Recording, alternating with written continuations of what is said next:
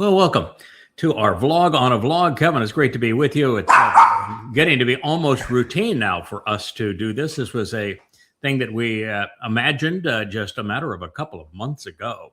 That since everyone loves vlogs, that's what you would typically do if you're going to YouTube. You'll see a long form vlog, somebody doing what we're doing here, just chatting away with people on various subjects. We're going to cover items in the news today. And then there's, of course, the blog, which is what made Facebook and X popular, with pictures and posts and a little copy and somebody presenting their point of view. We decided we would blend them together, and we are calling it the vlog on a blog. I don't recall seeing Wookie do the introduction of this show. Was that, did I miss Wookie and we have the wrong intro? Maybe. I think maybe. I think Cara noticed. She piped up and she noticed. She did. We have a special intro to this. Maybe we can play it as the outro of the show, or maybe even play it during the show as a quick comic break, because Wookie does a fine job of introducing this. The first image there is of Orange Man. I call him the Coppercont. He is the one that is described at great length in the book of Ezekiel, which is not a prophetic book of God, but instead the autobiography of Satan. Something I prove. If you don't agree, you can read the last two volumes of the series called Babel. It's free at YAHOWAH.com. Even Wookie's going over there and saying, "Oh, there's something wrong with that man." He just said, he just announced today something that I don't even think Satan would be so egotistical to say. I don't need international law. I don't need anybody's approval. I'm only limited by my mind. Only my mind can stop me. And he went on and on. I mean, this was just a discussion with the New York Times, I believe. And he just laid it all out and said, you know, the world is me, myself, and I. I don't really give a crap about anybody else. And I'll do whatever I want to do. If I want to invade Greenland, I'll invade Greenland. If I want to kill some Ruskies with some tomahawks, well, we'll do that. If I want to invade a neighboring country like Venezuela and steal their oil and then kidnap the head of state, well, why not? I'll do that too. You know, there's nothing I can't do. If I want to make resorts in Gaza, well, we'll do that. You know, it's, if I don't want the Epstein files released, we'll make a joke out of it. We'll release 1% of them and see if that appeases the people. The guy is just absolutely, well, he's lost it. And the reason we're starting with this one is that Kevin, I bet it's been now, well, a year ago, a little over a year ago now. It'd be a year ago in November of last year that I came to the conclusion that you're looking at the person that Christians view as the Antichrist. And it's only somebody of that ilk that would make this kind of a statement, that would present himself as King of Kings. This isn't just, I am dictator and Der Fuhrer of the United States. This is, I can do whatever I damn well please. And the world is mine, yeah. The world is mine. The U.S. military is my tool to use to achieve whatever I want, because in the military, they don't get a choice. They have to obey what I order them to do. That's why ICE has now become his own police, personal police department, very much like the SS, not before the SS, actually, the brown shirts of Nazi Germany. So this is a realization, as I had analyzed from the prophets, and they're exceedingly clear on this issue, that it is at this time, this very moment in time, that an American president, they give some 70 different attributes of the country that is going to spawn this man, and it's clearly the United States, will be this sufficiently sexually perverted, egomaniacal, a warmonger, and that he will be so out of control that he will bring down the world, and that he is the man that is actually possessed not just by a demon, but this is the corporeal manifestation of Satan himself. And I don't think there has been anyone since the Caesars who would have made this kind of a statement. Hitler didn't make it. Mao Zedong didn't make it. Stalin didn't make it. This you have to go all the way back to the Caesars to find a man this egomaniacal. And with the kind of reach that he has, because Stalin was in Russia, so he wasn't like reaching out into Britain or the United States or South America or anywhere, militarily anyway. Well, you wouldn't say that if you're. Well, you wouldn't say that if you're living in Romania or East Germany, sure, or Czechoslovakia or Yugoslavia or any of those nations, but he did limit his carnage to his own people and neighboring countries. Yeah, but right? the Caesars thought they had the world was theirs. I mean, anything we decree anywhere in the world, and then to like you said, to declare themselves gods. I mean, we're one step away. We know when it's going to happen. We know where he shows up and does that. So, yeah, Hitler wanted to be the lead Aryan. He really didn't want to be king of the world. He just wanted Aryans to rule the world. So he's close to this kind of maniacal. There's so many traits in common though with Adolf Hitler and with Donald Trump. He's clearly pursuing what I would call the Fourth Reich, as Hitler pursued the Third Reich. It's always convoluted as to which Reichs he's talking about, but it's clearly, in my view, that the holy, it's the Roman Catholic, Imperial Rome is the First Reich. And he is embodying their symbols for everything from the Ark of Trump that he wants to put in the Capitol to now the rostrum that he likes to stand behind is the Aquila, the eagle of Rome. And he speaks very much like a Roman emperor, like, okay, there's a Senate, but they don't really interest me very much. And so it's very clear. And he has his Goebbels. And Stephen Miller, he has his brown shirts, personal military, which is now ICE. He has his virtually everything that he needs in terms of also elbow room, is it what Hitler called it? We need a little elbow room, so we're going to go over here and we'll take Greenland, and we'll take Venezuela. Right, yeah, maybe we'll take Cuba. We'll take Panama. Cuba's next. We'll make Canada our hat. Why not? And so it's the Lebensraum, I think, is what Hitler called it, but it was elbow room.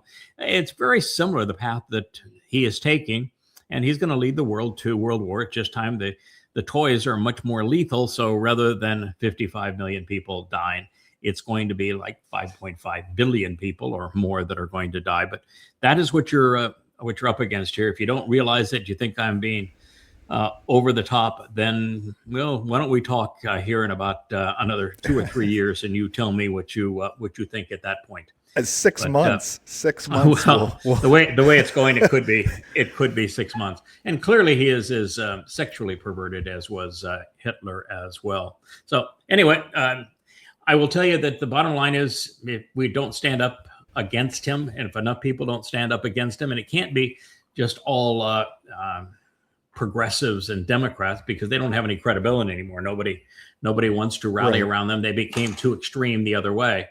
But it's got to be people like ourselves who are fundamentally conservatives, who are still value driven, who believe in evidence and reason, who have studied history, and have a strong voice, and as advocates of free enterprise and freedom of speech and of all things just and moral, say, no, this man must be stopped. If you do not stop him, then you're going to endure far worse than Europe endured under Hitler.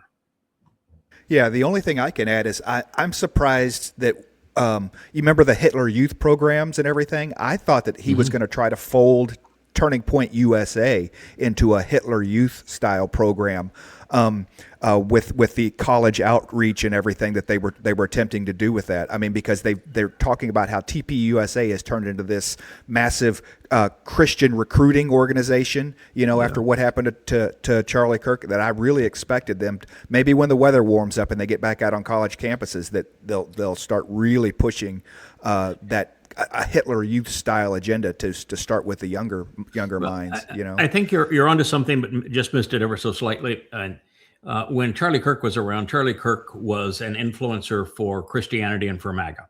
The reason I was disgusted by him in his life and thought he was counterproductive is he was advocating for this man who is a known rapist and pedophile and egomaniacal thief. And so to be advocating for him, he was always hawking MAGA hats and Trump. So he created an organization that was specifically founded to be a Hitler youth camp, but for Trump. So that was his agenda. And his widow doesn't seem to be any different. I mean, his widow brought Trump and Goebbels, Miller, and the anti-Semite of the year, Carlson Tucker, to speak at the funeral. So you can't tell me that they aren't actually doing that this is a recruitment arm for Trump youth, because I think it is. And the difference here is, though, that we don't have much time. Hitler didn't have a lot of time either, but Hitler had more time than Trump's going to have. It's all going to be over in 7.5 years. So he doesn't have time really to raise a youth militia beneath him. But he has got lots of people that are rallying to his cause. Nick Fuentes would be a great example with the M-cells and the gophers and the gropers and the like. In fact, he's even now to the point where he says, that Candace Owens and Carlson Tucker are way over the top. And when a white supremacist, Nazi-loving anti-Semite says you're over the top, you probably are. Yeah. What do we have next on the hit parade there? Oh, yeah, this is my new pet peeve. When we started in social media, it was a year ago at this time. Prior to that time, I had never posted a single word in social media. But I began it was instructions. I have made a habit over the last 24 years. If he says we're going to do this, or I want you to do that, I say, okay, sir. Happy to comply. Yeah. I don't know where it's going to lead, but we'll do the best we can. And it always turns out interesting and well. And so he asked me to go into social media, and that's what we've been doing. So here, the first ever blog on a blog. So that's fairly an interesting variation of this. The reason I'm holding this up is that this is a man dressed in black. He's obviously being depicted as a Muslim. It's got radical crossed off. Because what he is doing is actually acting as a traditional good Muslim by the Quran's definition. The Quran is very clear in the 8th chapter. In fact, every one of the surahs that was delivered in Yathrib, today's Medina, which was a place where genocide was perpetrated against Jews. All the Jews in Yathrib, there were some 30,000 of them when Muhammad came in with a handful of followers. He robbed them all, raped, enslaved, or murdered all of them. It was apartheid and then total genocide. And that's just the history. It's undeniable. You can read the Hadith, you can read the Quran. Allah cops a plea and says, yep, we did it. We terrorized him. We killed him. I helped you kill him. In fact, it was me who really killed him. And so it is what it is. Islam, the first official decree that starts the Islamic era, was not in Kaabaville, which is actually Petra, not Mecca. And that pledge was, we pledged to wage war against all mankind. And that's year one of the Islamic era. This is not disputable. It is absolute fact. And Islam since that time has been an indiscriminate killing machine. That is also a fact. The first 100 years of Islam, somewhere between 150 and 250 million people were enslaved, raped, plundered, and murdered. It was over 1/3 of the Earth's population at the time. And this is a fact of history. And so I have this propensity to speak honestly about the religion because I know how horrendous it has been and how badly the Quran is written and how vicious Muslims have been. October 7th is a great example. 9/11 is another example of this. And so I know more about this religion than anybody alive. And that is because I have written now 4,200 pages of analysis. Here is, this would be volume 3 of 5. They're all 825 pages long. And in each of these volumes, what I do is I'm the first ever to reorder the Quran chronologically and set it into the context of Muhammad's life using the earliest and most credible hadith sources, particularly Ishaq and Tabari, such that the Quran can be understood. Now it has context, now it has chronology, and the two sources are brought together as one. And there really is no difference between hadith and Quran in that exactly the same people said it, recited it initially, and the same people passed it on mouth to ear over the first century in the same place. The exact same people did them, and it is the same cast of characters. There is really no difference between the two. Muslim might complain that there are, but Islam is not a religion, can't even be practiced as a religion without the hadith, and the Quran cannot be understood without the hadith, and to say anything else is to lie, is to be ignorant of these things.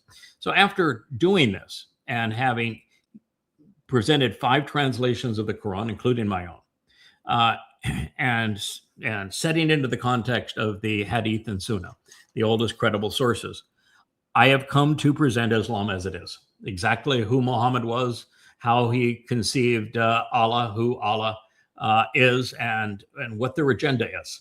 And it Allah is who, Allah he, Allah. Yeah, Which one? Allah, Allah he, Allah who. Yeah, there's 3 different names for Allah in the Quran that are for him and for her, which is really means in Arabic. That's why Allahu Akbar. That's the way it's presented throughout the Quran. It's Allah, Allahi, Allahu, and then of course there's Ar-Rahman and then Ar-Rahim, which are the Hebrew names that were used so that the rabbis didn't have to say Yahweh's name in Yemen, and it was in Yemen that they picked up that the initial poetry of the Quran comes from these Jewish converts, or Arab converts to Judaism in Yemen, and Ar-Rahim and is just the name they use to describe their God. And there's entire chapters of the Quran to Ar-Rahman, for example. And again, it's the name, and it's celebrated as a name of God. And so there's about 6 or 7, 8 names for God in the Quran. Allah is not the Arabic word for God. It is one of the names of the Quranic God. And so I've come to know this. I know it better than anybody. And yet and it's deadly. And what it's doing is exceedingly caustic. And it's the worst victims of Islam are Muslims. Muslims kill more Muslims than they do non-Muslims. And so I try to educate people about Islam because I know it better than anybody else alive. Having written these books, I wrote Prophet of Doom 23 years ago. I met with Al-Qaeda, Hamas, Hezbollah, Alaska Martyrs Brigade 24 years ago. Probably the only person that's met with those organizations and survived the experience. And in that process, I learned a lot. And I have shared it openly. I've done 10,000 radio interviews on this subject in my own name. I've received thousands of death threats. I know this subject like the back of my hand. And yet when I share the truth about Islam now on Facebook, there's independent fact checkers that say it's not true.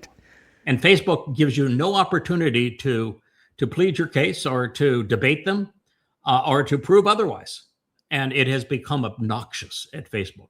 Facebook has absolutely lost its way. It has gone back to, it is far worse than it was this time last year when Mark Zuckerberg says, I'm firing the thought police. Well, he might have fired his own thought police, but he engaged a third-party cadre of fact police, and they are absolutely wrong, and they're destroying Facebook. And I don't know what it's going to take to get Facebook's attention, but if they don't get their act together and resolve this problem, it's going to be nothing but a little gossip corner, and they're going to have little women talking to old women because they can't attract anybody young, just gossiping among themselves, because the truth is not going to be told here.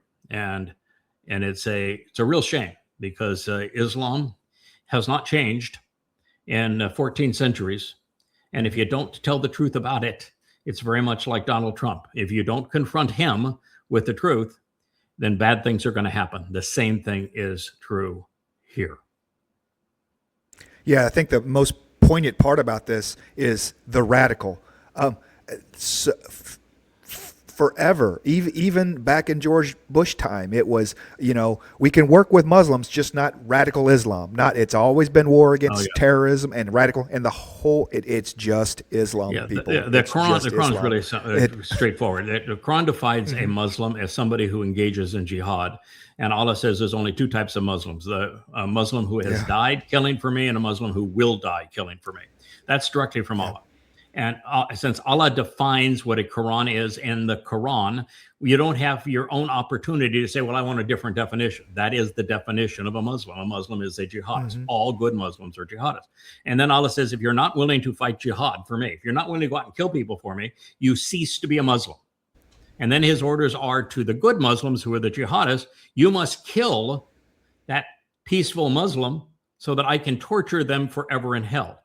So that is the definition of Islam. That's the definition of a Muslim. I mean, Allah makes it. It's irrefutable in the Quran. I don't care what your thought police want to claim otherwise. Those are the facts, and the facts are not in dispute in this case. The other thing that's interesting is, if you look at this, I can criticize that Christian cross there and say, there was never a Jesus. And I prove it. And I've written 5 books to prove that Jesus never existed, and that the Christian New Testament is absolute rubbish, that it really is conceived by Paul, and that Paul admitted he was demon possessed, and it's obvious. And I can criticize Judaism, which I do. I've written 3 books. In fact, if you don't know the truth, all 35 books actually criticize Judaism. So I use their words against them, and I can prove that Judaism is the single greatest impediment to the Jewish people. I routinely I accuse Marxists. You see that sign on the far left. I'm an expert on the subject. I have been around the world in 170 countries. I know this world. I spent a lot of time in the Soviet Union. It was the Soviet Union, and Red China, when, in fact, it was the first Westerner allowed into Red China. I built factories in China in the first enterprise zones. I know enterprise. I've taken 2 companies public. I know this subject. I know that fascism, for example, and socialism are exactly the same beast, just different names for the same beast. And I know why communism and collectivism doesn't work. And I speak out very strongly about progressive politics and Marxism and socialism and communism. I can do that on Facebook. I can criticize Christianity. I mean, I've got all the little Christians. They just want to call me the devil for doing it. Right. Pretty amazing. You tell people the truth, and you try to save them from a lie, and you're the devil. It doesn't take much to mock Judaism. All you have to do is play one of their own videos, and it's pretty obvious that they're lost in space. And so all of these things you can talk about, but guess what? You can't talk about one of them: Islam. And because one holding the knife. Talk about Islam, somebody is a complete and utter hypocrite. Mr. Zuckerberg, get your act together. You have lost control of Facebook. It's wrong. Stop it. Fix it. Don't let Facebook become X. X is a swamp. Absolutely. You're a better man than that. Oh, this is exactly as I had predicted. The Trump is lashing out of the world, and you don't see Trump's picture there, but you can't understand this picture unless you understand Trump. What happened is that Saudi Arabia, MBS, who is a psychopath, and what he announced is that no Israeli, no Jews will be ever allowed into Saudi Arabia. So there's no normalization here. No Jews will ever be allowed in Saudi Arabia. He is doubling down. Now, the fact of the matter is, he happens to be Jewish. The entire royal family of Saudi Arabia is Jewish, as is the royal family of Jordan and a number of other Islamic countries. They are Jewish.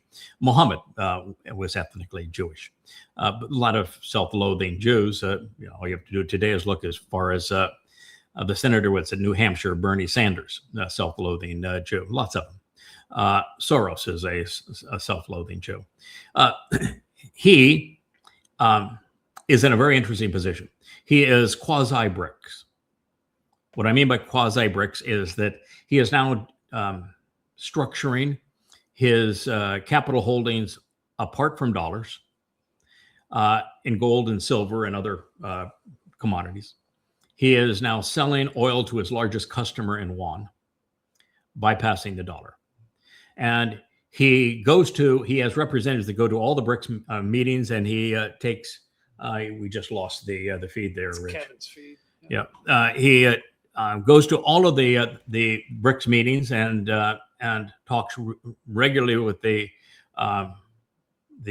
Indians, the Russians, as well as the Chinese. And they have decided that they're moving away from the petrodollar.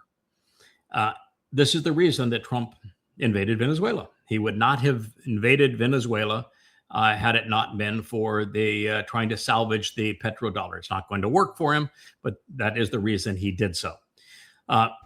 He's petrified now. It's the reason he is threatening India. It's the reason why the U.S. blew up the Nord Stream pipeline, is that they're just absolutely petrified of losing the petrodollar, because the petrodollar is the only reason the U.S. economy isn't completely bankrupt. $38 trillion of debt is so far beyond the pale. It could not be paid back. It can't be. The debt can't be serviced. We can't sell the T-bills. No one wants to buy them. Everyone is shorting T-bills. And so the only way that the American president can create the illusion that the United States isn't bankrupt is to attack anyone that goes off the petrodollar. That's why we didn't take Muammar Gaddafi and kill him because we didn't like his jokes. We killed him because he was replacing the dollar as the exchange of trade in Africa with a gold-backed currency. And we didn't bomb Nigeria because we don't like the Muslims that are killing Christians there. We bombed them because Nigeria came out and said, we're going to sell oil and currencies other than dollars. We did the same thing with Iraq. It is what we do. It's why we sanctioned Venezuela and then ultimately invaded Venezuela, is because they were selling oil in currencies other than dollars. And so the only thing that keeps the illusion going right now is Saudi Arabia. And Saudi Arabia is playing Trump like a fiddle. First, they bribed him with billions of dollars, and then they managed to compromise him. And between those two things, they control him. And now they're dangling this last vestige of hope of the petrodollar, such that when they say, listen, we now have replaced SWIFT. We don't need to ever trade in dollars again. Our largest customers are now buying in their own currencies. We have gold-backed reserves. We've shorted the T-bills. We don't need you anymore. And what he got on his last visit, by the pretense of, we'll play along with you, is he got a commitment, like Qatar did, that if there's any fighting, that the U.S. will defend Saudi Arabia and Qatar. Americans will die fighting to save Saudi Arabia. We've already done that. That's what Desert Storm was all about. They won't die fighting for Israel, but they will die fighting for Saudi Arabia. They got that. They got Elon Musk to advance, and NVIDIA to advance huge commitments on artificial intelligence, because Islam robs people of intelligence, so they need that. And they got access to nuclear technology because we agreed to give that to them. And they received another $100 billion worth of U.S. weapons. So there you go. And who's their enemy? Israel. So this is what we have done, and what MBS is now scheming which has been obvious for a long time. You wanted me to continue for a few more months on the petrodollar, Donald? Okay, this is what it's going to cost. I want Israel. Silver platter. I get an Islamic State carved out of the heart of Israel, and it's mine. I get to control the Temple Mount. I get to administer it. It's mine. You can say whatever you want in terms of promises of protection and sovereignty, two peoples living in harmony next to each other. We know it's not true, and we know that you will do nothing, and it'll make Israel vulnerable, and I'll get all of the credit for being the guy that set up Israel's demise. That's what we're going to do. That's the game. That's what we're going to play, and that's what's going to happen, and it's going to happen likely in the next 6 months. So don't be surprised that that psychopath right there is going to play Netanyahu, who's an easy guy to play. I mean, when the Muslims in Gaza, who have a collective IQ of sub 60, managed to taunt Israel into destroying Gaza, which was the entire purpose of Alaska Flood on October 7th. It wasn't to invade and hold Israel. It wasn't to conquer Israel. It was to piss off Israel to the extent that they would invade and destroy Gaza and kill lots of Muslims in Gaza, because they had already set up all of the apparatus around the world. The Qataris had funded it, such that even before they invaded, they were screaming genocide and apartheid and colonization and all sorts of untruths, such that Israel's reputation would be destroyed around the world. Then you show the pictures of Gaza in ruins and little Muslims dead, and it worked like a charm. Israel got played. The Gaza destruction brought the country to the point where it only has one supporter now worldwide, and that supporter happens to be the Antichrist. Israel's now a vassal of Donald J. Trump, and he's going to sell his vassal to that man right there, Mohammed bin Salman, MBS of Saudi Arabia. That is your future, Israel, so I thought you'd know it. I've been saying it now for over a year, and it's impossible to get Israelis to listen. They think that Netanyahu is a great leader. They think that Trump is the second coming of Cyrus. And he is, in the sense of, I'm king of kings, but that's the extent of it.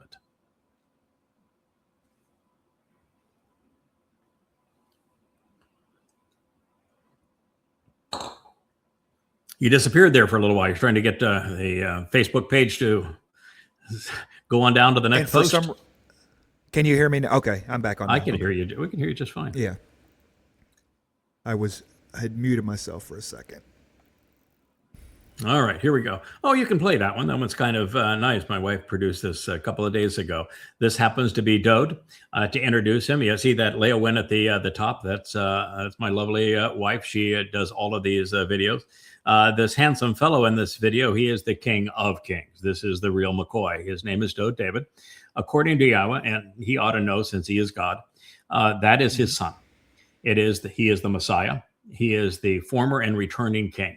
He is the man who actually had the courage and the character to fulfill Pesach, Matzah, and Bekurim in 33 CE. He volunteered in his second of 3 lives to be crucified. So this idea that Jesus was crucified is total nonsense. It's nothing but a crude counterfeit of this man. This is the man who was crucified in 33 CE to fulfill Passover. His nephesh soul went into Sheol to carry our guilt away on Matzah. So this man went into hell for us. This man allowed Rome to crucify him to fulfill Passover. This is the man that opened the door to life and to heaven so that we could be part of God's family. This is the greatest man in the history of the world. His name is Dode. It's presented as David. His name actually means beloved. And according to God, YAHOWAH, who writes extensively of him, God says that he is the Messiah, that he is the Son of God, that he is the chosen one, that he is the exemplar of the covenant, and he is the one who made the benefits of the covenant possible, that he is that sacrificial lamb. So you can go ahead and play this. It's an extraordinary piece. Let's talk about love, like you and me all night, and let's talk about love, and feeling alright, and let's talk about love. Let's talk about love, like you and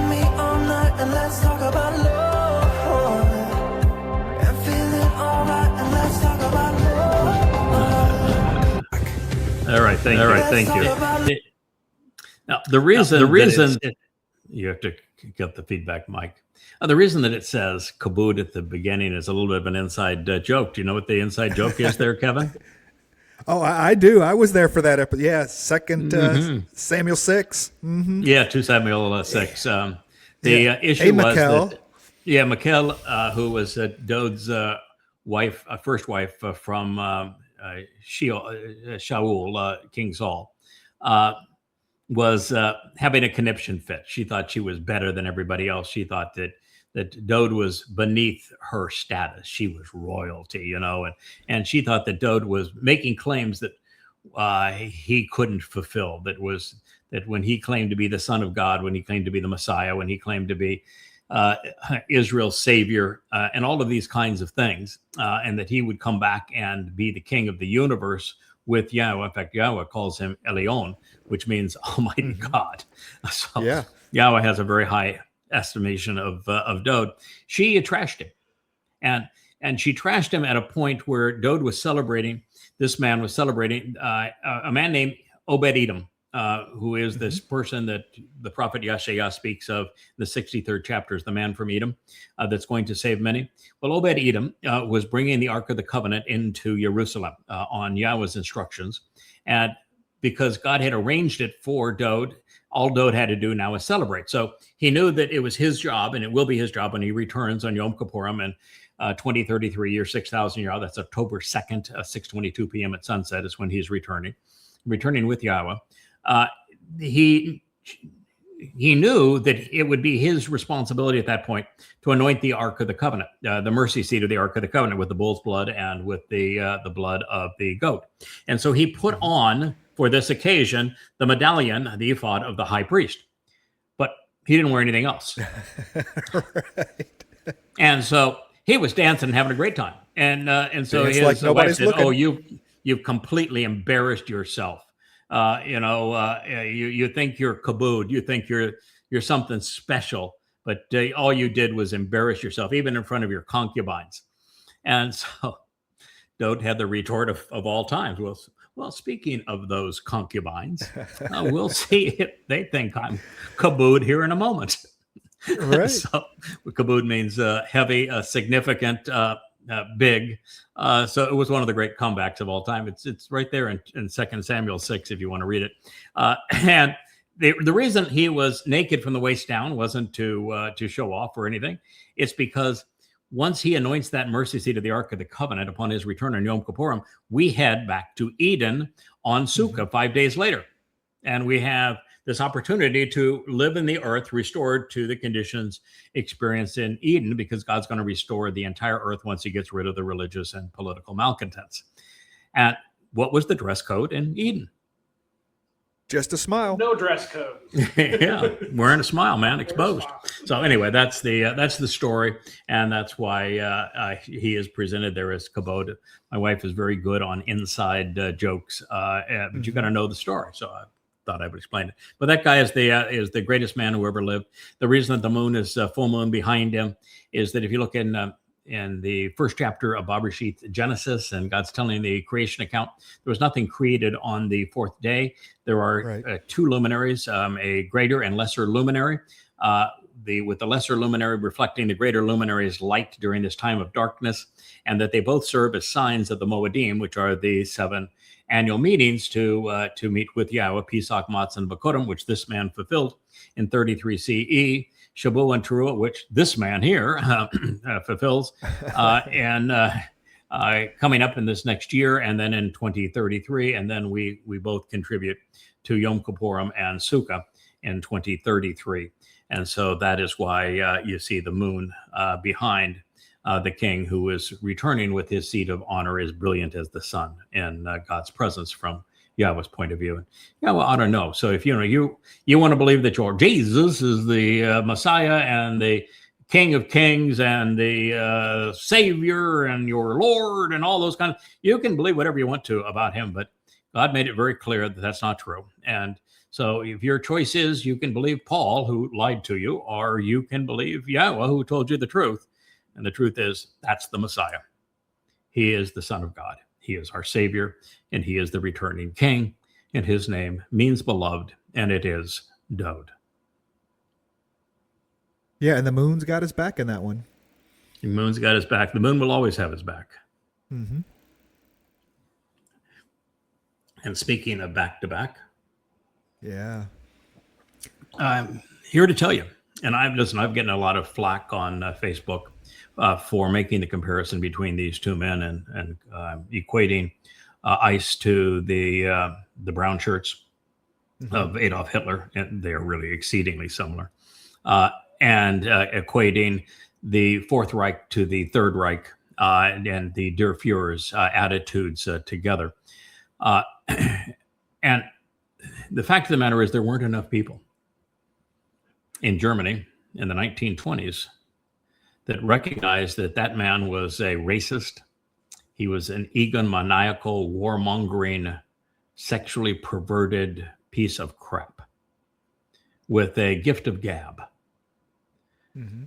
And now in the 2020s, there aren't enough people, particularly those who are not part of the natural opposition, which we are not, because we are not liberals, who recognize that that man on the left is an egomaniacal, sexually perverted thug who is a warmonger, and that all he has is a gift of gab, and his gab is far worse than Hitler's.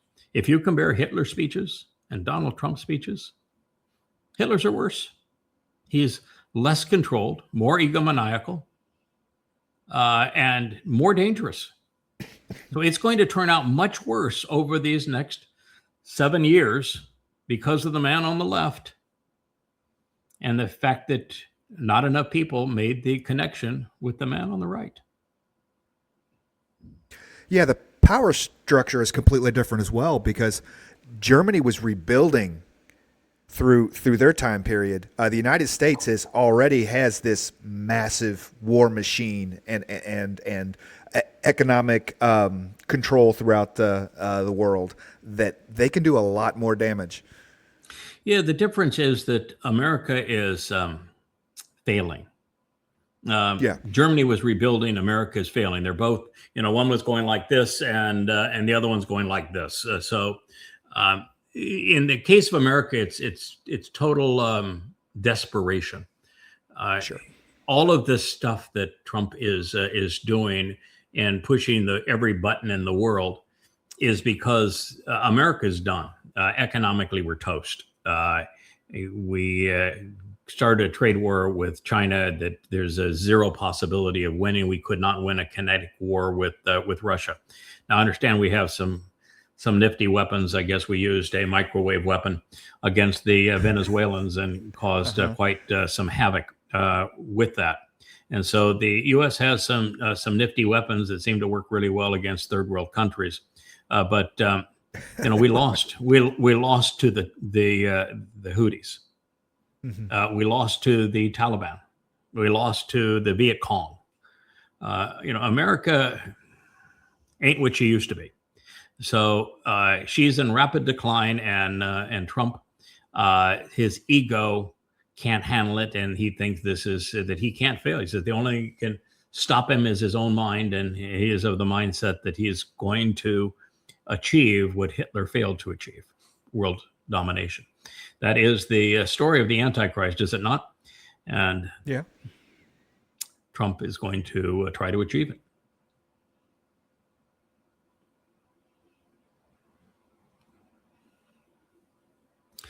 Oh, what a sad statement this is. So, if I get out of my car and I get taken to a concentration camp, which is where they're taking all of these people.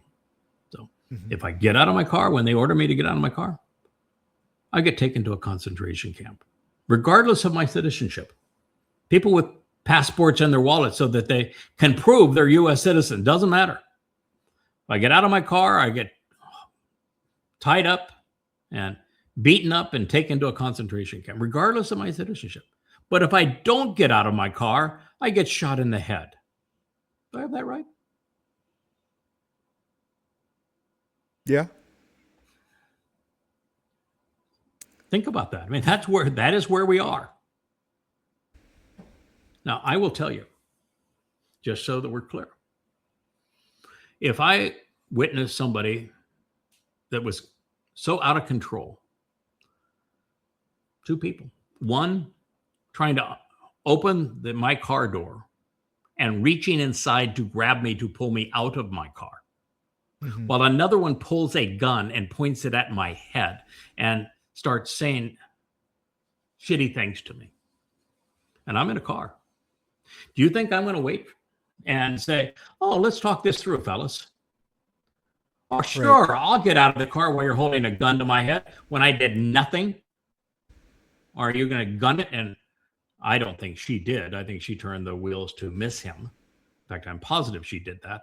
But in the case of me, you pull a gun to my head and you're that out of control so that I know I cannot trust you. And I'm in a car, I'm going to run you over. You need to know that. That is the right answer virtually 100% of the time. These goons do not have the right to go up to strangers, break into their cars, give them orders, and expect to be followed, or I shoot your brains out. If you do not oppose that, if you don't have the courage to stand up against that, then you've already lost. Then Trump's reign of terror prevailed. It's interesting the amount of policing force that ICE would have in that situation, because something like this very rarely happens in your average patrol officer stop. You know, it happens. They get rammed by cars, shootings happen and things, but there's very, very seldom. The reason it happens very seldom is because they realized that tactic was stupid. And so you can listen to any cop talk about this issue, and they said everything that ICE did says that they were improperly trained and what they did was ridiculous. A cop will never stand in front of the car now. Your body is not designed to stop a car. Don't do that. That's stupid. Okay? You do not pull your gun on somebody that is driving a car, particularly when they haven't even pulled forward yet. The rules for shooting somebody in a car would mean that you're in a position where you've checked out the background. There's no chance you're going to kill an innocent person. And if you don't stop that driver is going to run through a crowd. Otherwise, you've got no option to do this. What they did, there was no probable cause for that guy to grab the car door and tell her to get out. There's no probable cause there. There's no probable cause and no reason for him to pull his gun on them or stand at the angle that he did for that car. That is just flat out wrong. And so when your belligerence and your lack of training and you're given a gun puts you in that position and puts her in that position, there's something really sick about your country.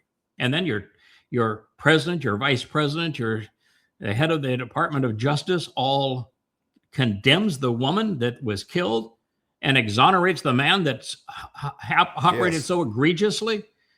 It's one of the reasons why I've just given up on X. I just think that Elon Musk is defending this, and I said, you've lost your conscience. You're out of your mind. And I know MAGAs are defensive of their ICE, but so we're all Nazi Germans. Yeah, YAHOWAH doesn't know either of these people, so I'm okay to not worry about what they're doing as well. I think I wrote the other day, it's when Dumb and Dumber meet and dumbest wins, because I'm not putting myself in the situation of either the cop, the ICE guy, or I'm not putting myself in the situation of the woman, to whatever she was doing at the we're gonna differ there. First of all, I don't go out and deliberately agitate. I think that the way that people are on the left, the way they publicly protest, I think is not conducive to any proper solution. And I don't like the whole idea of public demonstrations. I think the idea of protesting in the streets is asinine. And I don't care what side does it, right or left or religious or political. I just think it's completely inappropriate. So in that regard, we would agree. But I do agree that it is essential for Americans to protest ICE. ICE is a horrible blight on this country, and what they're doing is despicable, and they are belligerent. Listen, I have spoken out against overly aggressive police now for over 20 years. And I began to speak about the over aggressiveness of police and the dishonesty of police now for 20 plus years. And the legal system. That guy you helped out there in the Virgin Islands. Yeah, I've studied it. I know it. I know the statistics on it. And the fact is that judges and district attorneys and the like lie on behalf of the cops, and collectively they cannot be trusted. We do not have a justice department in this country in that regard, and so I don't like the system the way it has evolved. I don't like the attitude of cops, and I don't like the belligerence of it. And these guys are the worst of the worst. These guys are so far worse than the worst of cops. This is a group of absolute belligerents, and they're actually pandering to racists and to boys that are just thrilled to be able to run around with their gun and their badge and boss people around and shoot at people and beat people up. This is what they got, and this is how they filled their ranks, and it's abysmal. So I despise ICE with every fiber of my body. And I despise Trump for imposing them on America. And now I've moved out of the country, so because I couldn't stand it anymore. I couldn't stand the stench of it anymore. So I only oppose it because it's the right thing to do. You know, you can't be a moral person of character if you do not oppose evil.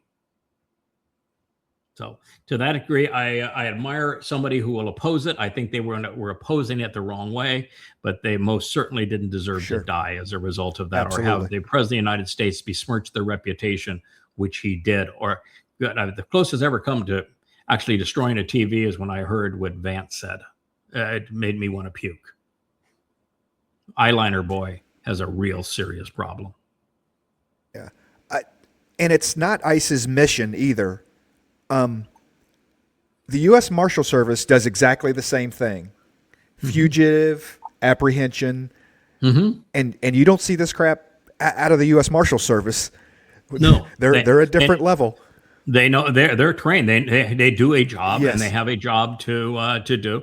You know, I've been served warrants to appear as a witness, and it's most of the time it's served by U.S. Marshals, and I go up and talk with them because I love the discipline of their dialogue. You know, they've been trained on what to say and how to say it. And they're really an interesting lot, you know, really professional. So I respect them for that. But these guys, they're goons. They're thugs, they're goons. And Ross is among the worst of them. It's be interesting to see, though, whether or not he will be indicted for murder. It's a tough call for Minnesota. You know, when Chaffin killed George Floyd, of course, they immediately indicted him, and they really didn't much have a case then, in the sense that he was convicted inappropriately, I think.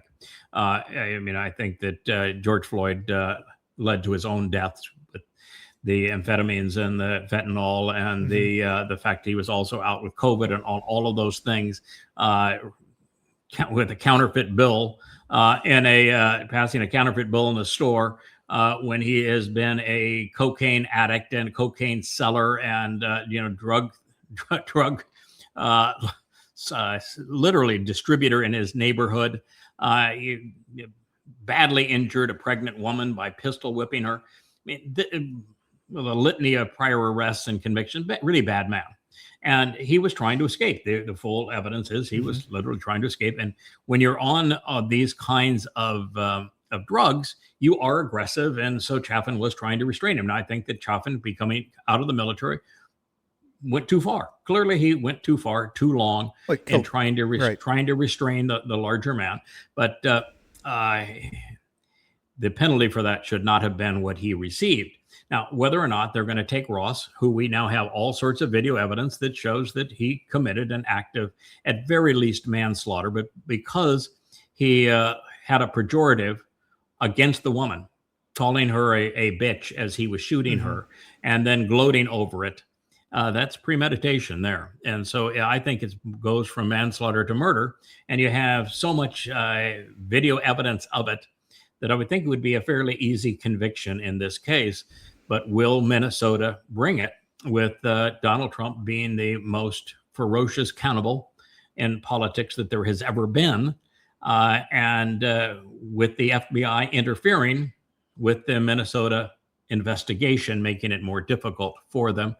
I don't know. It'd be interesting to see if they do. But the state of Minnesota can bring charges, and if they bring the charges, Trump cannot exonerate the man. There is no means for him to do that.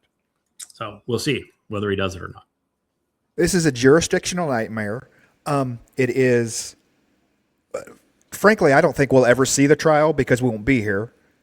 I don't think they can bring it to trial fast enough.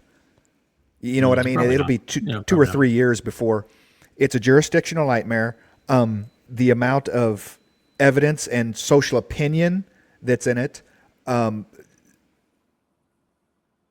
We run the difference between what is legal.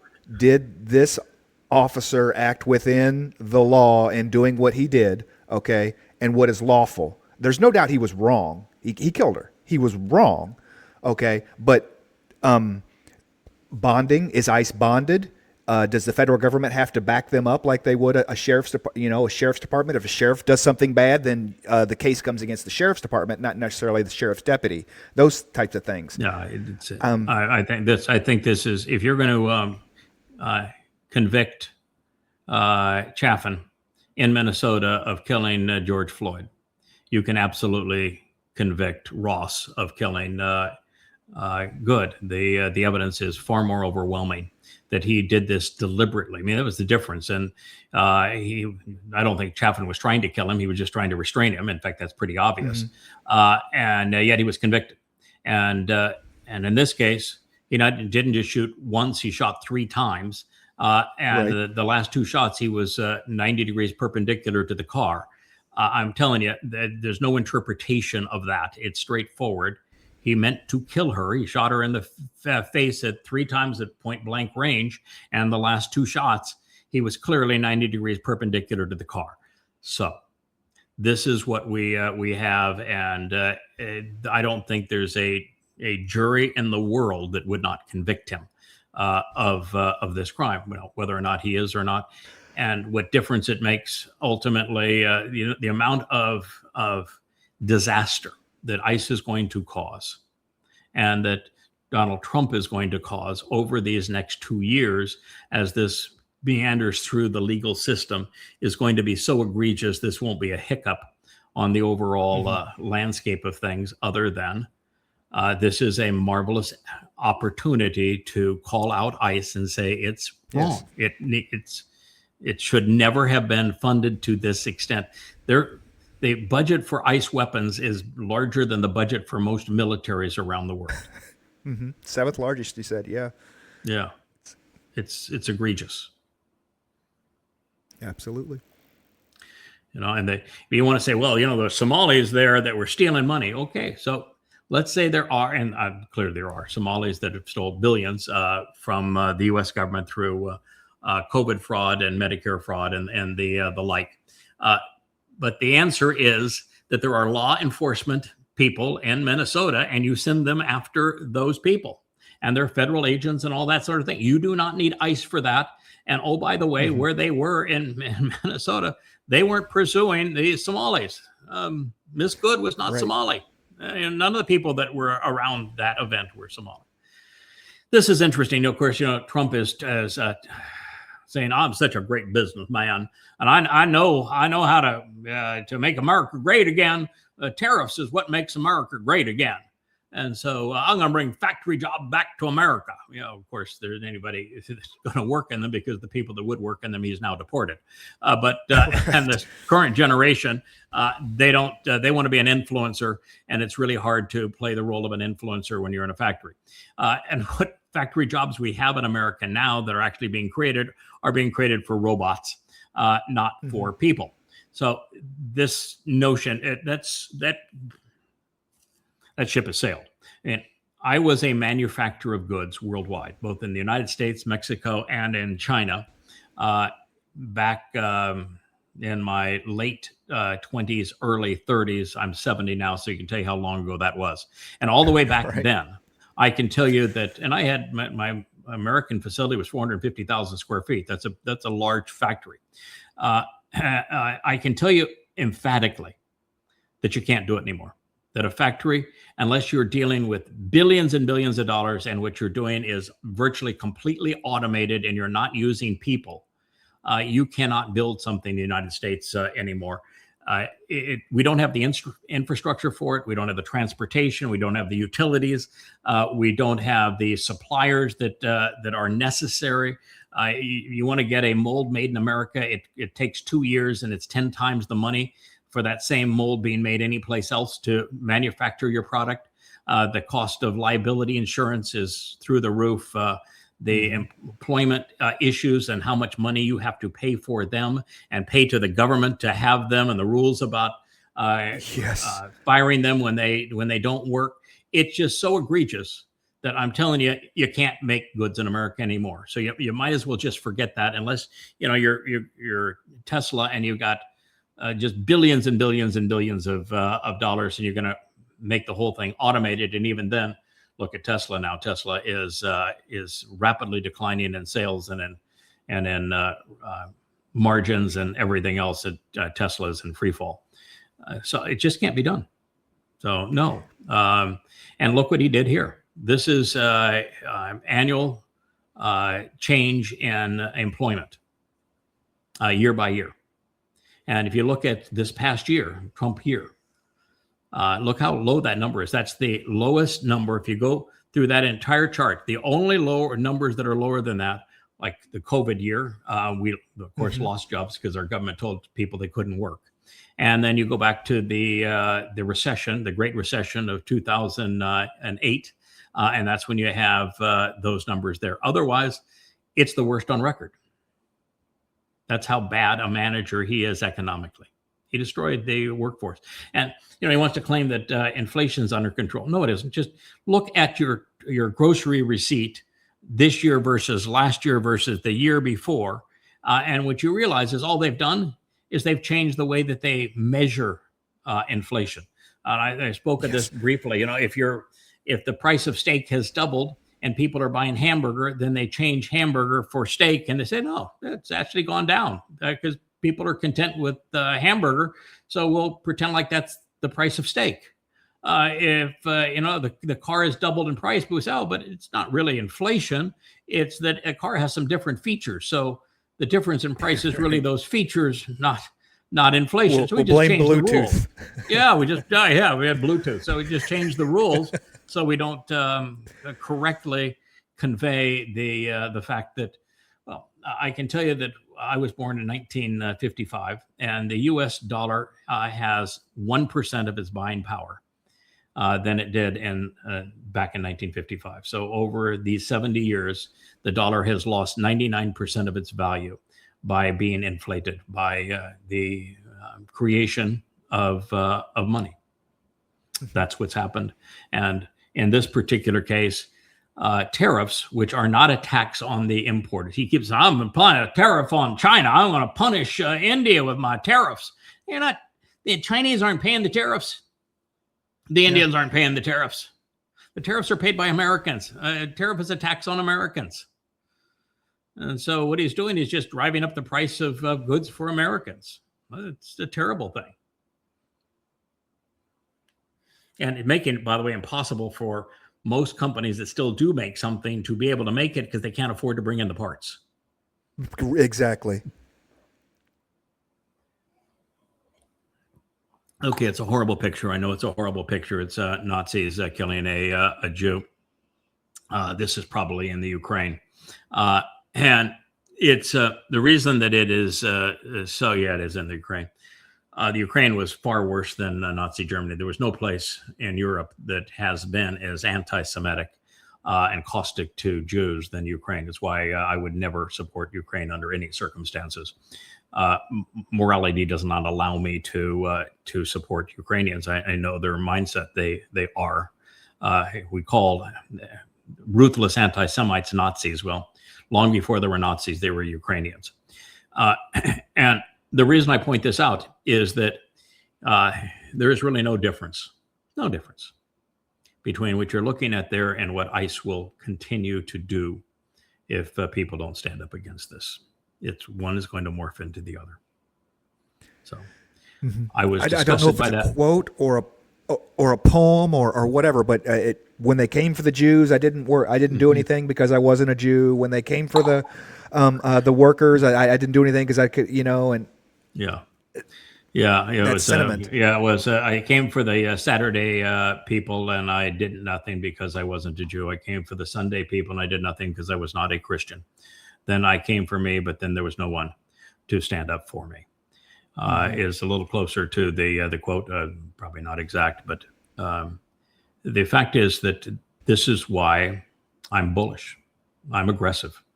I have a very keen sense of right and wrong. I know my material, and I know how things have progressed in history, and I can see the parallels. My mind works by making connections. I see the connection between ICE and the brown shirts, and how the brown shirts then were replaced by the SS. And what happened is that with ICE, if ICE is the domestic police force for Donald Trump, as the brown shirts were, which the brown shirts, by the way, were funded by Americans, George Herbert Walker, George Prescott Bush of Union Bank, Ford, a Ford Motor Company, Watson of IBM, were the guys behind funding Hitler's personal army. And the military finally says, these guys have too much influence. And so the only way that Hitler could survive a military mutiny was to allow the SS to take out and kill the brown shirts. And so, and the brown shirts were very much like ICE. They were a lot of overfed, out of work men that had a racist bent. And really the only difference at this point is that the ICE is anti-Hispanic, and Germany ultimately became anti-Jewish. But initially, the brown shirts went after political opponents, and particularly those that were even more liberal than the socialists. So it's very much like ICE today. Their enemy is the same. Yeah, it's only a matter of time when it's not immigration status, but your online commentary, your social, your politics, or whatever, your ideologies will ICE will come for you too. ICE will come for you too. Yeah, if you're not willing to capitulate. And look at Trump. He's the Hannibal Lecter of politics. So even those who are closest to him, look at Marjorie Green or Elon Musk. Incredibly close are his attorney, his fixer from his first term, Cohen. Yeah, he will absolutely destroy even the person who was the closest to him. And so if you're a MAGA, you're dealing with Satan, and Satan has no loyalties. So this is the Pentagon failed audits. Now Trump pushes for a 1.5 trillion military budget. Here's the country. It is absolutely bankrupt. We're adding more than 2 trillion to the national debt every year. We've created a monster. There's only two options now. And those two options are that since the U.S. cannot increase the rates on the debt or they'll be adding $4 trillion annually. They can't price it at a point that anybody was going to buy those bonds. So all they can, and nobody wants to buy them. They're selling them. Japan is selling them. China is selling them. Saudi Arabia is selling them, and Europe is selling them. Are all selling them and going into gold. So they've got no more. They got no takers for the bonds, and they have to sell $3 to $4 trillion worth of bonds just to keep the government doors open this year. And so the only way they can do that is to do one of two things. You either default and say, "Sorry, we can't pay our bills anymore." So we're not going to pay the interest on our bonds. We're not going to pay the bonds off. We're not going to redeem them. We're broke, and we're filing bankruptcy. Countries don't like to admit that they are bankrupt. So what they do is what Germany did prior to World War II. They inflate their currency. You just print more money. Argentina did it. Britain did it. When Britain lost the reserve currency status with the pound, they also did it. And what happens is you take wheelbarrows of money to the market. People ask to be paid 2 and 3 times a day, because by the end of the day, the money doesn't buy as much anymore. And so you destroy the value of your currency, and you torch the dollar, which is what is being shown here. And so it's either you torch your currency and you go into hyperinflation, or you declare bankruptcy. Either way, it ends in a reset, and in the reset, your savings has no value, none. Just a number, yeah. Just a number. Goes away. No value whatsoever. So this is what we're up against, and what Trump is trying to do is to salvage the petrodollar through belligerence. If we go attack enough people, invade enough people, but for example, the thing on Venezuela, never going to work out. It would cost $100 billion to restore all of that. And Chevron and Exxon, they're not going back in to spend $100 billion. So the government said, well, okay, we'll give you the money, because the money doesn't mean anything to the U.S. government anymore. It's all funny money. We'll give you the money to do that. And they said, well, thanks, but everybody we send in, they're going to kill.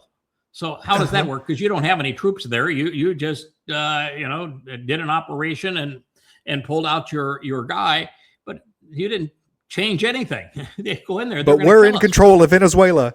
No, we're not going to do that. That is stupid, and it would take 10 years to do it. And so no, it's not possible. It cannot be done. And so all we did is make a mess of things. All we did is piss off China and Russia and everybody in Latin America by what we did. The belligerence is not going to work. Although I guess that microwave weapon is quite the thing. It will burn your britches, and it'll cause blood to come out your nose, and you'll be vomiting up blood, and makes your skin light up like it's on fire. It's a really nasty thing that we evidently deployed there. I haven't seen the uses of it. I understand what microwave energy does, and so if you could focus it, it would definitely be a mess. Yeah, that's what the Chinese have one. I don't know if the Russians have one or not. The United States has been developing it through DARPA. We screamed at the Chinese for it, but every once in a while you'll see DARPA talk about it and what it does. I've seen it over the last 10 years. Just never been deployed previously. It evidently was deployed here, and it does render people unable to do anything. They just go into complete convulsions. It's agonizing, and so they've rendered it impossible.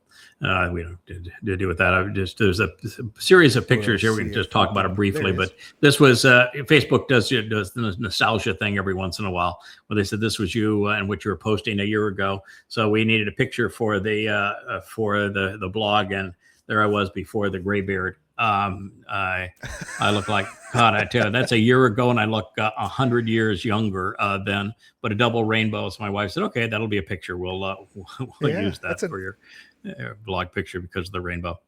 But I do look 100 years younger a year ago. Just shave. If you just shave, you'll just look just like that. I get the same thing all the time. Okay.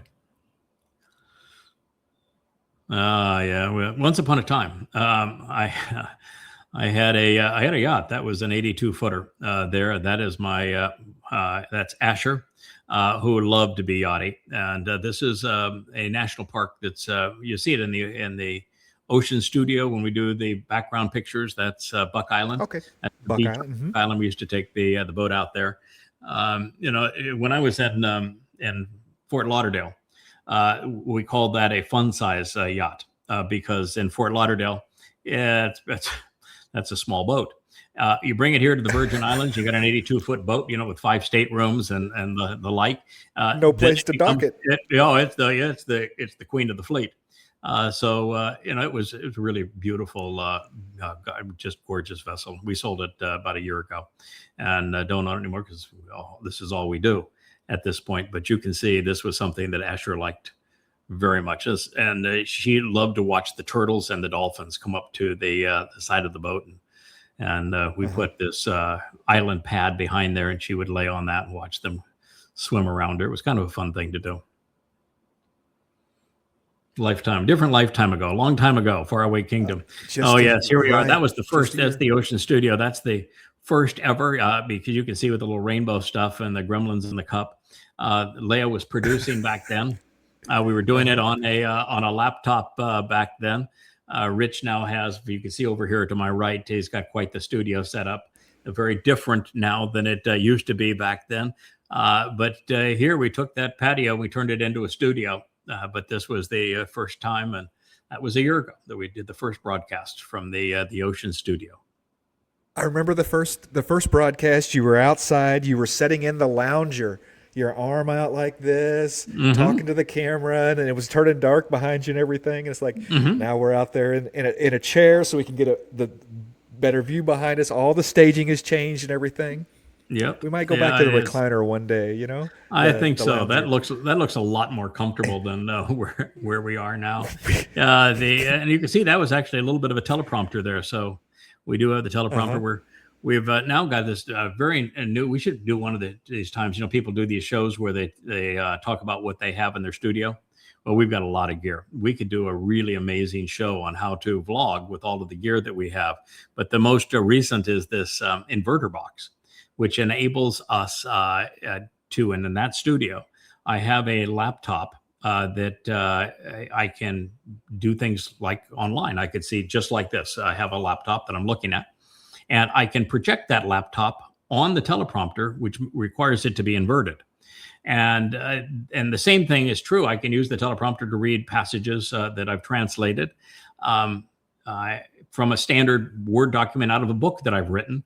And this is just a marvelous device that does that, as opposed to using teleprompter software, which is really glitchy and not designed for the amount of material that we go through. So it's an interesting addition to the toolbox, and we're about to establish that also out here. I bet Rich is having so much fun getting that set up. He loves that part, doesn't he? He does. When it works. Yeah, he does when it works.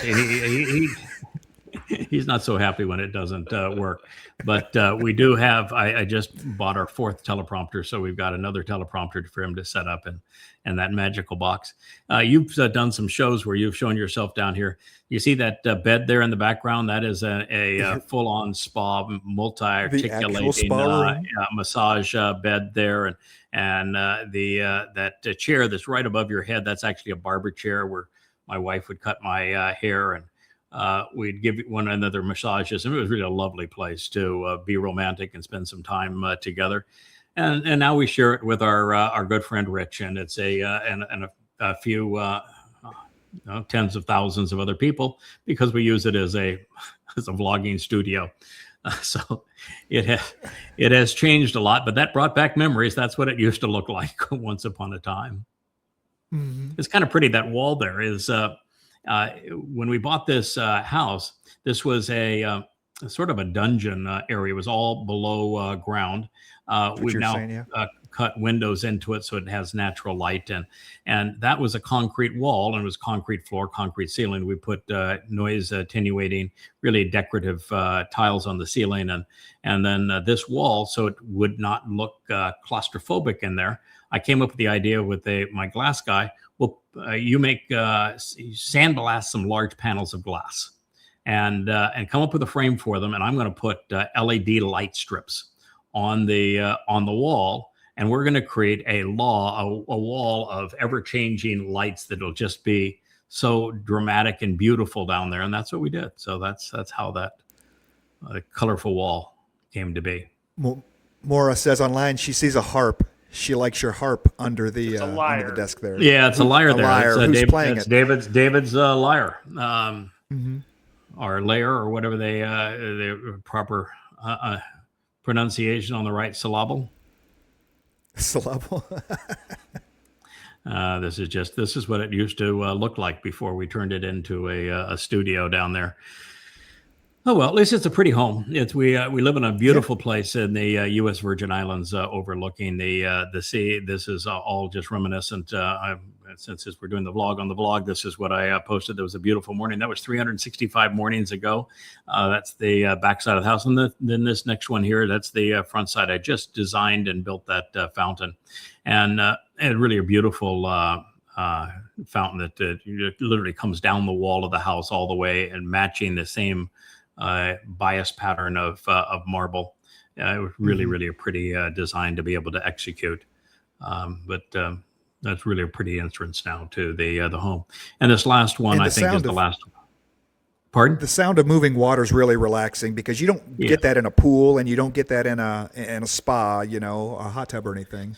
Yeah, we have it in both of our pool in there. That was interesting. I created waterfalls where you get to see the backside of water, the backside of a waterfall. So I created these obelisks that had the cutaway in them, so that you got to see them from the front side and through them, and from one to the other. It was a really interesting design element. This is Wookie a year ago. He is reading. This is I'm editing my final version of Coming Home 3. That's my news feed on the right. So I'm taking in some news. Wookie's reading the book, having a cup of coffee. Looks like just finished a bowl of cereal. And, there we go. That's how we started our day. That was back in the day that this room that I'm in right now was actually an office. This is where I did all my translating and writing. And now, well, it's, you can see it. It doesn't look like an office anymore. Like you walked into a movie production facility. Studio 3. Studio 3. Well, this is actually Studio 1, and we have Studio 2 and 3. And one of these days we'll have 4. This is tragic, but the world does not know what happened in Syria. But going back almost 20 years now, the CIA wanted regime change in Syria. And so the CIA decided that, because they're really disgusting, that they would arm fundamentalist Islamic terrorist groups. And they would use those fundamentalist Islamic terrorist groups as proxies to go kill anyone associated with Assad. And Assad's crime wasn't, because CIA doesn't care about mass murder. You kill your own people. They don't care about that. The CIA only cares about one thing. Do you buy American weapons or Russian weapons? If you buy Russian weapons, you got to go. If you buy American weapons, you can stay. So they decided that they were going to take out Assad using Islamic terrorist groups. And the CIA has been about this for a long time. And then we came up with the lie about Iraq not only having weapons of mass destruction, but Iraq harboring al-Qaeda. There was no al-Qaeda in Iraq, and they didn't have many weapons of mass destruction. We still went in there and destroyed the country because of, trying to control oil is what we also do. So when we were in Iraq, the Shiite Muslims, which were more than the Sunni Muslims and were leagued with Iran, started killing American servicemen because Saddam Hussein's military, it folded in the first day. And so all you had was Islamic terrorist groups. And so Petraeus and George Bush came up with this great idea. Great idea. What we'll do is we'll give weapons to Sunni Muslims, and we'll pretend that they're going to use those weapons to go after al-Qaeda. But Al-Qaeda is a Sunni organization, so they wouldn't do that. And Al-Qaeda didn't exist in Iraq. What they really wanted them to do is they wanted the Sunni Muslim terrorist organizations to use these American weapons to go kill Shia Muslim terrorist organizations who were killing Americans. And so, guess what? The awakening program became ISIS. Drum roll, please. Yeah. ISIS. Yep, that's what they became. And so the ISIS exists because of the United States. And then ISIS, the Yazidi women and girls and what they did is, and the men that they crucified, it's one of the worst expressions of Islam ever. And it also proves the point that I had made 10 years before that time, which is when I said that if you were to eliminate Al-Qaeda, Islam would just metastasize under another terrorist name. And what happened is Al-Qaeda metastasized as the Islamic State. And so it went from bad to worse. And al-Jilani was the head there for a while of the Islamic State. Now he changes names for himself and for his terrorist organization quite routinely, but he is the head of the Islamic State. And the United States is responsible for that. And the United States wanted Assad gone because, well, they wanted Syria to buy American weapons. And the fact that he's an Islamic terrorist didn't mean anything to us. So he's killed now the Alawite Muslims. He's killed Christians. And now he's hunting Kurds. This is what you get. Yeah. This is what you get. And sadly, it's not just the CIA is involved. You know who's the kissing cousin to the CIA and all of these regime change operations and working with the CIA and regime change right now in Iran? The Mossad. The Mossad. Oh. And what they continue to get is worse. It just, every time, it turns out worse. I mean, how well did replacing Gaddafi do? How well did replacing the Northern Alliance do in Afghanistan? Look what's happened with Syria. It's worse. Look what happened with Iraq. It's worse. Look what happened with Somalia or the Sudan. It's every time it's always the same. It's always worse. Every regime change operation perpetrated by the CIA and or the Mossad makes a bad situation worse. Yeah, so that's what we're looking at here. Hopefully, we'll have an image of the protests in Iran, and before long here, and I can just tell you what's going on there too. But before we do, this guy, I mean to tell you, where did they find this guy, Starmer? I mean to tell you, this is the most useless human being on the planet. I mean, he's worse than Macron, and Macron is really, really worthless. I mean, they're in the same league as van der Leyen. I mean, absolute dunderheads. So he wanted to send British troops to Ukraine to go fight Ruskies. And, you know, what do the Russians have now? 2 million men in their military. I mean, it's just well trained, well armed. The British couldn't muster 20,000, I don't think, and they're very poorly equipped. I don't think they have 20 functional tanks. I mean, he's got nothing. Right. The British Empire is completely imploded, and there's nobody in Britain that wants to go off and fight a Ruski, or now he wants to put them into Greenland to go fight Americans. That's what he's talking about here. He wants to put British troops in Greenland to fight Americans, so we don't invade Greenland.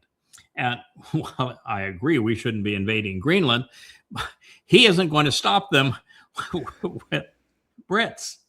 And if he did, think about how stupid that would be. But the young British men have zero interest in fighting for this man because they have watched their country be destroyed by the onslaught of Muslims and the rape of their women and the desecration of their society.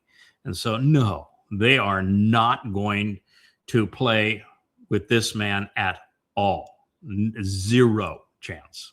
So it's just living in absolute denial. Did you ever think you'd live in a time whenever NATO members would be talking about attacking each other? openly talking I about have Denmark. never been. Mhm. Yeah, I've never been a fan of NATO because I've always looked at these kind of treaty organizations as the catalyst for war. It almost always works out that way.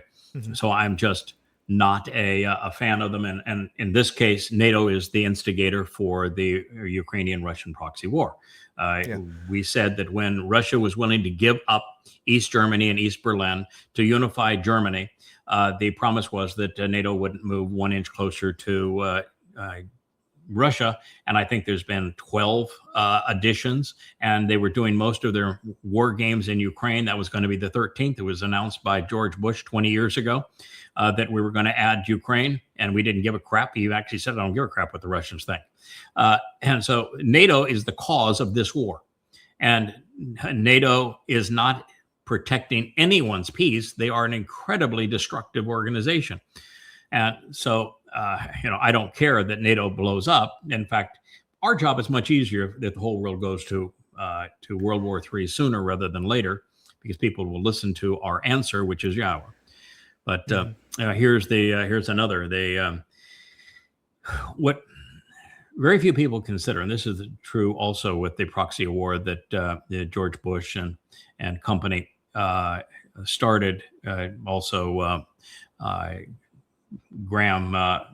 Lindsey Graham was a huge proponent of this, but the proxy war using Ukrainians to kill Russians, and what these people just didn't bother to think. And John McCain was a good friend of mine, so I knew John McCain, and he was a huge advocate of this too.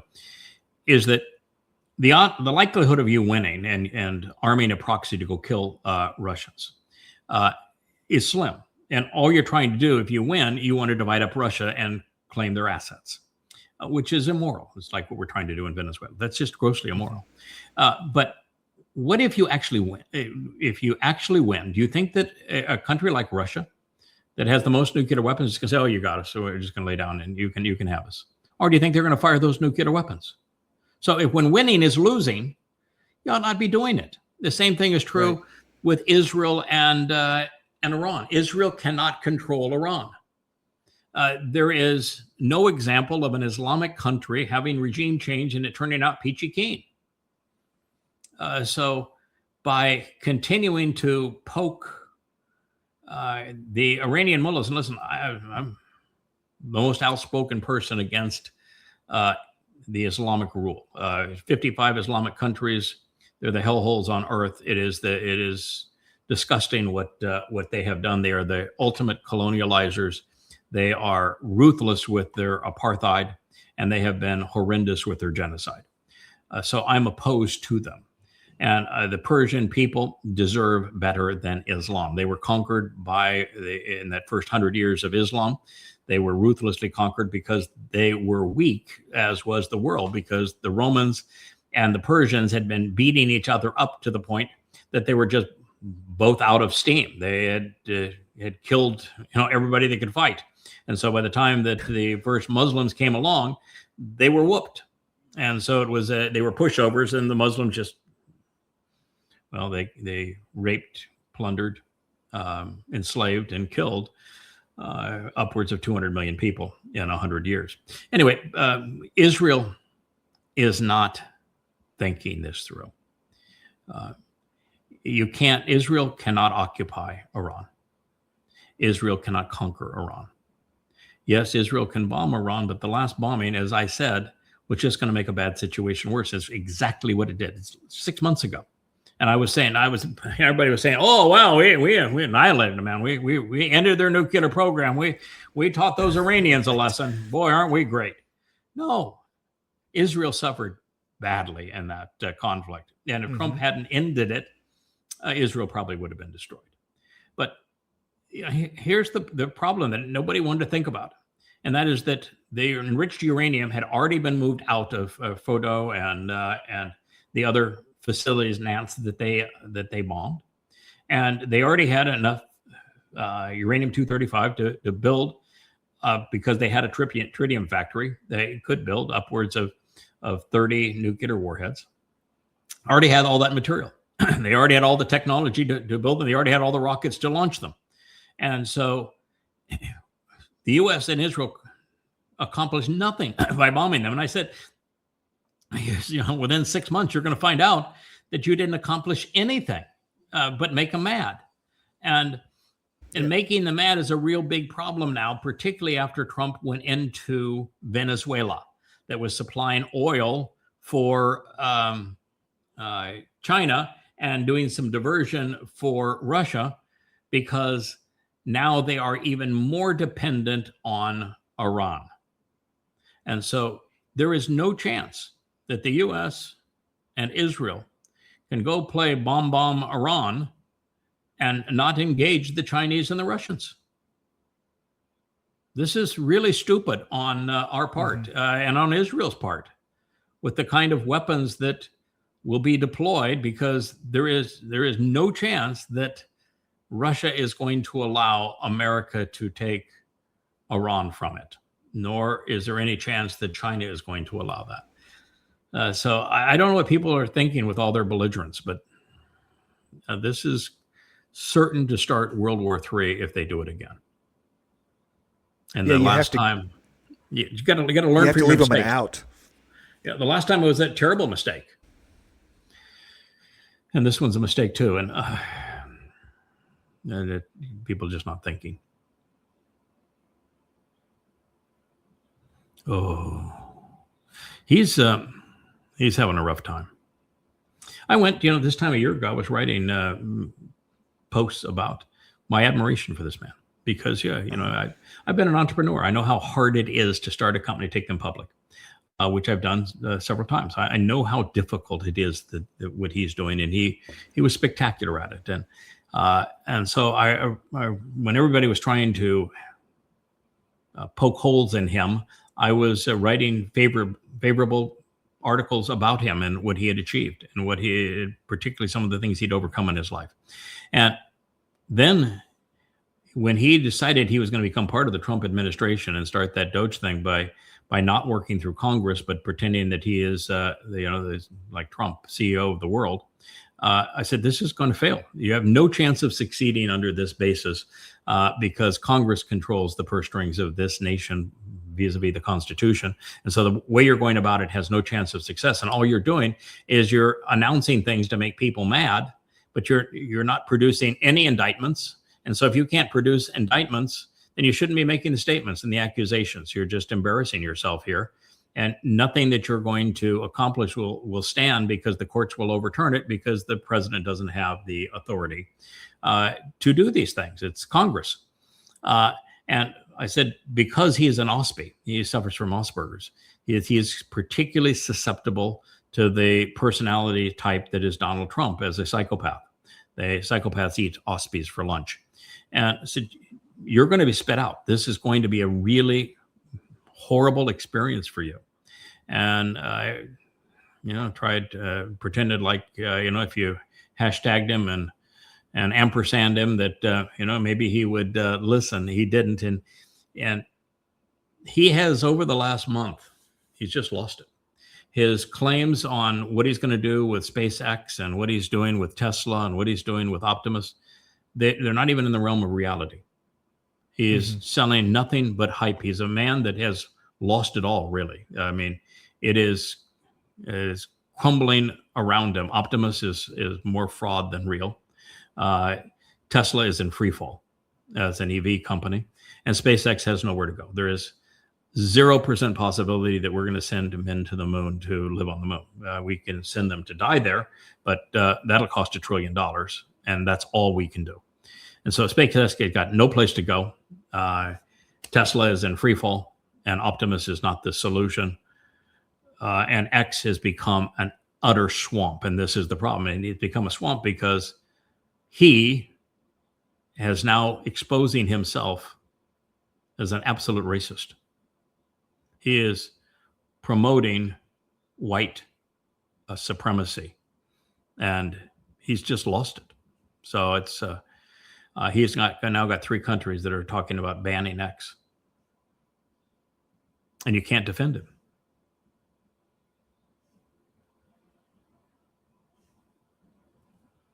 He reminds me the Howard Hughes of our time. Well, my time anyway. You're probably old enough to remember who Howard Oh, of Hughes course. was, Oh, and of course. Yeah. Howard this Hughes from the someone. Spruce Goose, and he was became a movie producer. He owned TWA Airlines. He owned Yeah. the Hughes Tool Company. He built one of the Hmm. first spy ships for the United States, and yeah, he was quite the aviator. I'm a professional pilot, so I respected his aviation skills. Um, but he, of course, got all sorts of psychiatric issues that ultimately brought him down. But yeah, Howard Hughes was quite the man with his Hughes Tool Company, Hughes Satellite Company. So yeah, Hmm. he was a an Elon Musk before his time. Yeah, this is that mystery weapon. Okay. I've read the article. It's not well documented. It was published probably in 20 different periodicals. It's the same interview with the same person describing it. We killed a bunch of people, so dead men tell no tales. But the person that came out explained what happened, and blood coming out their nose, vomiting up blood, being totally incapacitated, the pain being unbelievable. And he says, I don't know what the weapon is, but I tell you one thing: it is one sophisticated weapon, and you can't go up against it. You cannot survive it. You cannot fight under it. He said the first thing that we saw is that all of our radar screens just went crazy and went to white. And the next thing is this sound that came out of this was so piercing and so destructive that we were completely incapacitated. So that is what we did. But we don't have troops there now. I mean, we only came there. I think we had 15,000 or something was the total number of troops that were even positioned in the area, and I don't know what tiny percentage of them were actually inbound. But we haven't Hmm. invaded with lots of tanks and that sort of thing. We don't have any control over that country other than the CI saying to the current socialist that is part of the Maduro regime that you either do what we say or we'll kill you too. I mean, that's about all we got. So we're a billion miles from turning a bad situation into one that is less bad. But we had nice weapons. It's interesting that there was an audible component to it because microwave energy is subaudible, of course, but it still can vibrate the eardrums, causing the nausea and Correct. everything. A lot Correct. like what they said was used against the American embassy in Cuba years ago. You know how People how a microwave oven works? Yes. Yeah, it actually vibrates the water molecules inside the food, Hmm. and the vibration of those water molecules with friction creates heat, and so it cooks by vibrating. If there's no moisture, it won't work at all. It cooks it vibrates the moisture in the food, the water molecules, such that they create friction, and that's heat. So in your body, they would vibrate to those molecules, and the vibration would make noise. Your microwave oven makes noise too, Hmm. and it would be ghastly as an experience, and that's what was explained.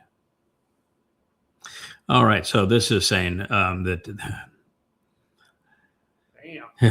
yeah, it's here is Oscar Wilde's comment: "Some men improve the world only by leaving it." And so I just want to let people know that having studied the prophets, this man will leave this world. You can mark your calendars. Trump, as Satan, makes his exit on the 24th of September in 2033. And he will be at the time on the Temple Mount in Jerusalem. He will be in a wheelchair, but he'll have lots of vicious minions around him. But the only reason he's going to stay alive is that he is literally imbued with the very spirit of Satan. That is Satan incarnate right there. And he will die on the Temple Mount. I will be his liked victim, by the way. Prophets are really clear, but I'll be the last person he kills. And I can speak about this like it's no big deal because it really is no big deal. He's taking my body. He'll kill my body. He's going to bludgeon it. The prophets say there'll be only one bone that's not broken. That's how big a bloody mess they're going to make of me. But it's my body. The only part of me that matters, the only part of any of us that matters are nephesh souls. And my nephesh soul is protected by the Ruach. And so it's a no big deal. In fact, one of the things that was really interesting as I was studying Isaiah 57 is that it confirms what I have long thought to be true, which is that when Dode fulfilled Pesach and Matzah, while it was a gruesome death for him to suffer crucifixion, he writes about it in the 22nd chapter of 22nd Psalm, and also in the 88th of how gruesome crucifixion is, which he endured in his second of three lives. And then, of course, his soul went into hell, into Sheol, to carry away our guilt. And so you'd say, well, why would God allow his beloved son to do those things? It's because God took the blows. He enveloped Dode's nefesh this whole time, never left him, with his ruach, and the ruach is the one that absorbed all of the blows. And so Dode had to know, okay, I'm going to do this, but I'm trusting you to do your part too. I'm going into Sheol, into hell, which is the equivalent of a black hole. You better have my back, Dad. Right. And so in describing what I'm going to endure on Teruah, which is this 23rd, 24th of September, 2033, in preparation of purging the religious remnant of Yisrael of their guilt so that Dode can return as king on the 2nd of October of that year. It makes it very clear that the Spirit takes the blows. It's a gruesome scene to make the point, but God takes care of his kids. I had always thought so. I had always thought that it wasn't drawn out, that there's something supernatural. It is drawn out, and it's gruesome because you got to get people's attention. And it's going to be an unbelievable spectacle what's going to happen. But God does. If you choose to work with God and are that supportive of what He once achieved, you are so unique that God's not ever going to allow any harm to come to you. And so what you're doing is you're trusting God to do what needs to be done, and provide that protection. And He is. This is what I mean here. This was a post by a person who wrote that just as was the case of Rhodesia becoming the apartheid and racist state of Zimbabwe, which is what happened. I was in Rhodesia as a young man, loved it. Got malaria there, unfortunately, but I did love it. And it has become a horrible apartheid state of Zimbabwe. And I was in South Africa, loved it, loved the people there. And the liberals condemned the Afrikaans of apartheid. And so apartheid was eliminated from South Africa, and the blacks replaced it with genocide against whites. And so now what he's saying, this is coming soon to America. And the answer is no, it's not. And if you're promoting that kind of racism, there's something seriously wrong with you. That is white supremacist kinds of mentality. That is not true. America has many problems, but a racial war where blacks become the majority and kill whites, as is the case in South Africa and Rhodesia, no, it is not going to happen. And for Elon Musk to say this is true, and this is why he is so supportive of white supremacy now, that it's makes you want to puke. Racism, anybody that is going to make a judgment of people based upon race isn't worth knowing. That's just my position on the whole matter. If your skin color is the means that people are going to judge you, then those people are not worth knowing. And this is what Musk has fallen into. He is judging people based on their skin color. He is projecting race wars in America, and that is just not happening. America has 1,000 problems. Race war, like South Africa and Rhodesia, ain't among them. And all it does is he's exposing his own failed character. And becoming a racist is not becoming when you own a platform like X. Any thoughts on that one, sir? There will be no race wars in the sense of, you're absolutely right. What happened in South Africa and it, what I have found is that typically people don't want to be judged by the content of their character. No, they do, and it's not good. They say it. That's what the whole idea of social media is. You're letting people judge you based upon the content of your character, and it's really bad. That's the whole point. Elon is exposing his character, and it's lacking. Right. Oh my! He is actually drawing up plans for invading Greenland. Oh my God! How many people live in Greenland? Not so many that you can't pay each of them $100,000 each. So that 57,000 is the number of Greenlanders. Okay. Do you know why there's only 57,000 Greenlanders? because there's only that. You couldn't support 58,000 is why. That Right. country, for the most part, is buried under a mile and a half of compacted ice. The weather conditions there aren't even suitable for a polar bear. The windstorms there are blistering. I mean, upwards of 100-mile-an-hour winds. Temperatures that are subhuman even to survive. It is the most awful place. It's called Greenland, of course, but it's not green. Every place that is part of that island, and it's the largest island non-continent in the world. It's just hostile. If I've looked at probably 30 minutes of video, maybe an hour's worth of video, various places, because I happen to like the charming architecture of all of the colorful houses on the knolls and the ridges and the rock lines and that sort of thing. It's really picturesque. Just how humbly really they all live. There's nothing ostentatious in this country at all, and they live very, very simple lives. But there's not a tree in the place. I don't think there's a single tree. I mean, nothing for them. In 90% of this country, nothing lives in 90% of this country. And the United States doesn't want it for defensive purposes because Greenland already gave the U.S. the rights to enormous tracts of land in the far north, where we have put all of our radar kinds of early warning systems. So they're already there.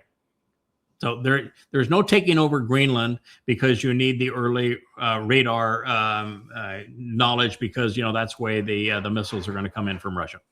No, you do not need it from there. And by the way, you can't deal with the new Russian missiles anyway. And the primary weapon they're going to use is the new Poseidon submarine launch missile, and you're never going to see that coming, and it's not coming in via Greenland. And the new hypersonic missiles are not coming in that direction, and you couldn't shoot them out of the eye if you wanted to. In fact, you can't even recognize them on radar because of the speed of these things. They create an atmosphere around them that radar can't even pick up. So you aren't going to stop them by building more there. So he is absolutely lying about it. The only thing that exists is there are deposits of rare earths that are used in military apparatus in the South, where nobody really lives, and he wants to steal it. I mean, that is it. There's nothing more to it than that. And yet, if he steals it, NATO's gone and Europe's gone. And if you lose Europe as vassals to the dollar, after you've already lost China and Russia and India and Brazil and most of South America as vassals to the dollar, you got nothing.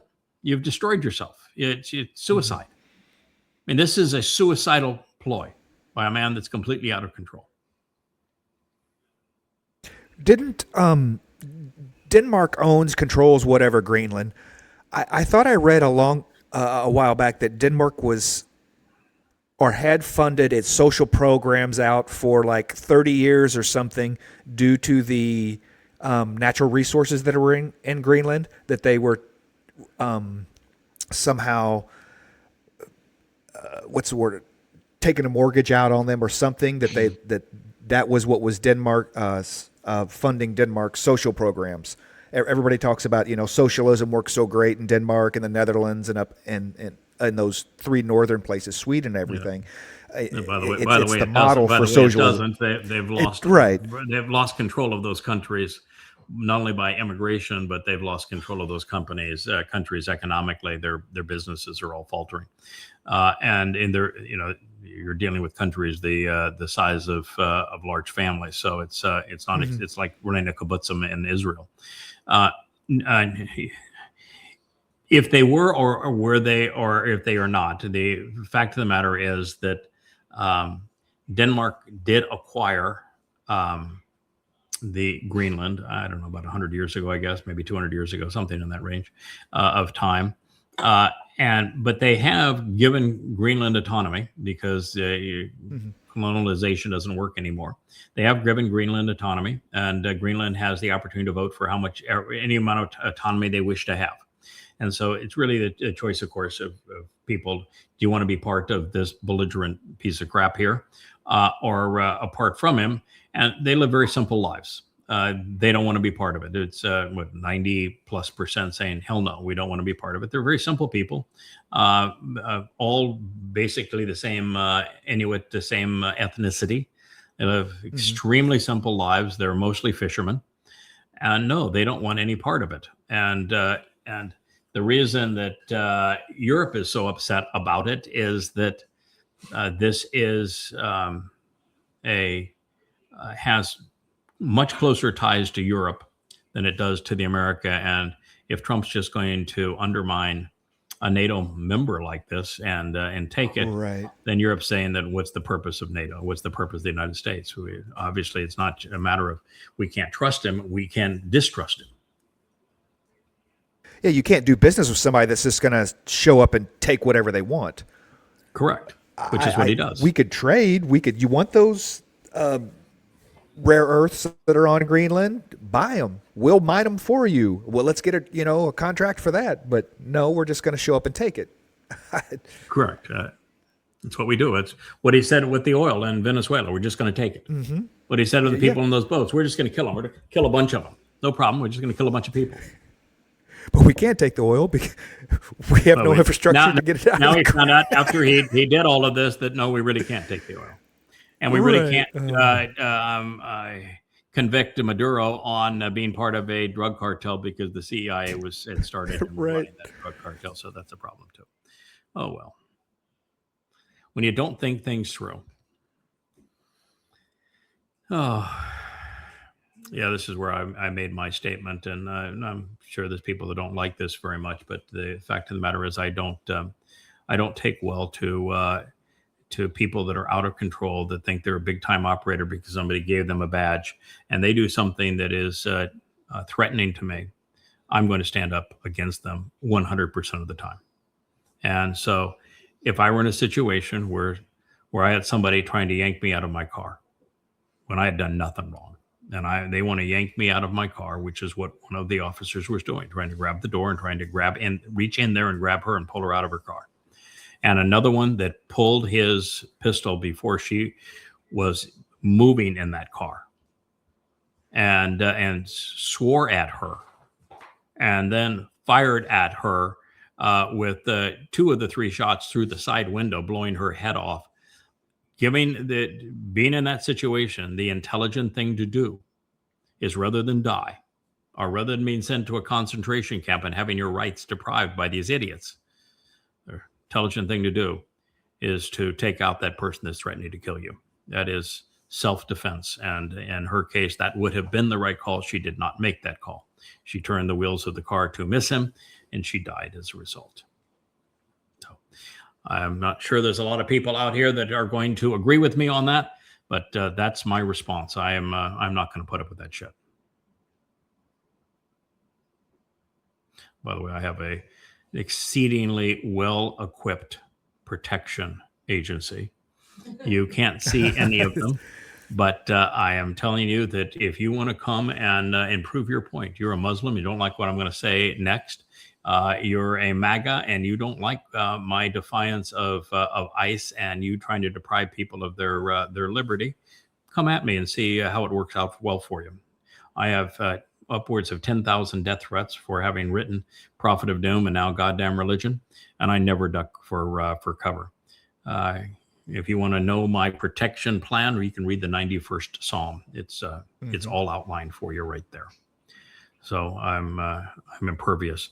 This is reprehensible. This is what goes on in Islam. It's gone on in Islam for 14 centuries, and pedophilia is not right anywhere at any time. It's one of the reasons I despise Donald Trump. Pedophilia is flat out wrong. Do you know only 1% of the Epstein files have been released? By the way, Yeah. Speaking of pedophilia, in Muhammad's case, he set the precedent for this. This is why Islam is so rotten. If Muhammad was born in the year of the elephant, which is one of the Quran surahs, which it's a crazy thing, but it was based on a historical event, with Allah claiming credit for defeating a foe. In fact, there's a whole bunch of stories in the Quran that actually explain what happened in Arabia, why he had access to the Hanif poetry. This man named Tuba, and he was came and he conquered what was Yathrib, but he came in with a few elephants. And so the story is that there's the year of the elephants, and it's to symbolize Muhammad's birth. And if that is the truth, then Muhammad was 66 years old when he first crawled into bed to have sex with a girl who was 6. Aisha was 6 at the time. Mm-hmm. And it was his best friend's daughter, the only really follower that he had, Abu Bakr. And Abu Bakr gave Muhammad, she was out playing with her toys, the story says, and they brought her in crying, cleaned her up, put her on a bed, closed the door with Muhammad in there with her. He was 66 years old. She was 6. And the Quran condones it. So, if you think that's the only thing I think they should bring back public hangings for. Pedophilia. I would say pedophilia. I think there's actually one thing worse than pedophilia. It's a variation of pedophilia: incest. Incest, sure. I think that incest, when it's a father and a daughter, or a mother and a son, I think that familial pedophilia is even worse than random pedophilia. Absolutely, yeah. So it's the destruction of trust. Yeah, I mean the Roman Catholic Church is guilty of this, and we're dealing with hundreds and hundreds of thousands of victims of the Roman Catholic Church. But Islam is the worst ever in terms of pedophilia.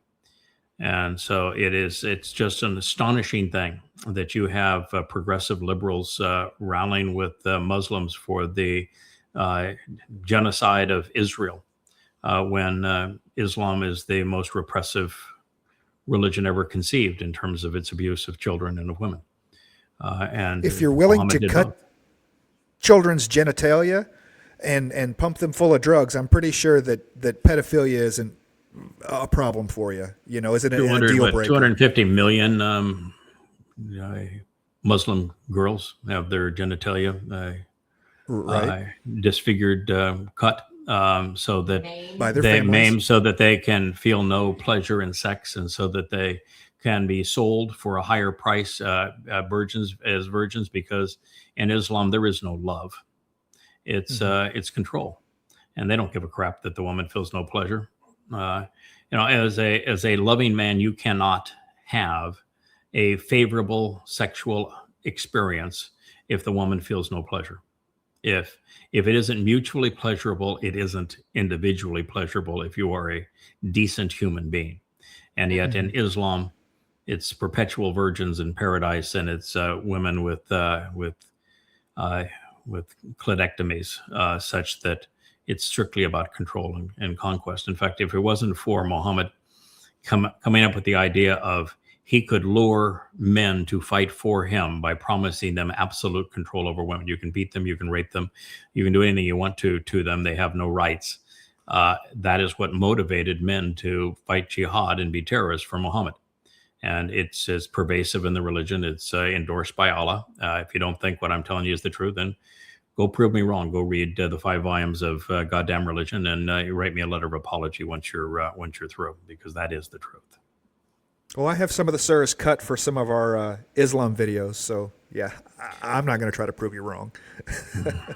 Yeah, it's overwhelming. I mean, I could produce 500 Quranic and Hadith verses on sexual perversity associated with Muhammad and the first Muslims, and I could produce several thousand lethal citations from the Quran and Hadith about how deadly Islam was when during Muhammad's time with the first Muslims.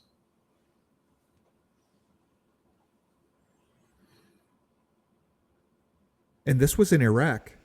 This wasn't. Yeah, it doesn't matter where it is.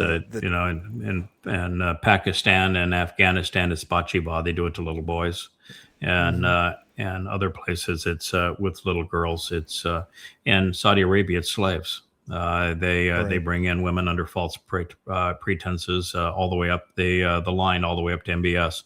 And under model contracts, they take their passports. The women hate them, the Islamic women, so they beat them, they torture them, and the men just have sex with them, and they're left in dungeons until they give up and they kill them. Yeah, it's just another. How could you be this stupid? You create the Islamic State, and then you bomb the Islamic State. I mean, which is the Full Employment Act for the U.S. military. We're going to create the enemy, then we're going to go kill the enemy we created. And Americans say, yeah, I'm patriotic. Go military. I love the military. Now, this is another one that just really bothers me. Now, he has not been eliminated. That you can't believe a lot of what's posted. His elimination wouldn't do squat. It's just like killing Osama bin Laden. It didn't set back Islamic terrorism one iota, did it?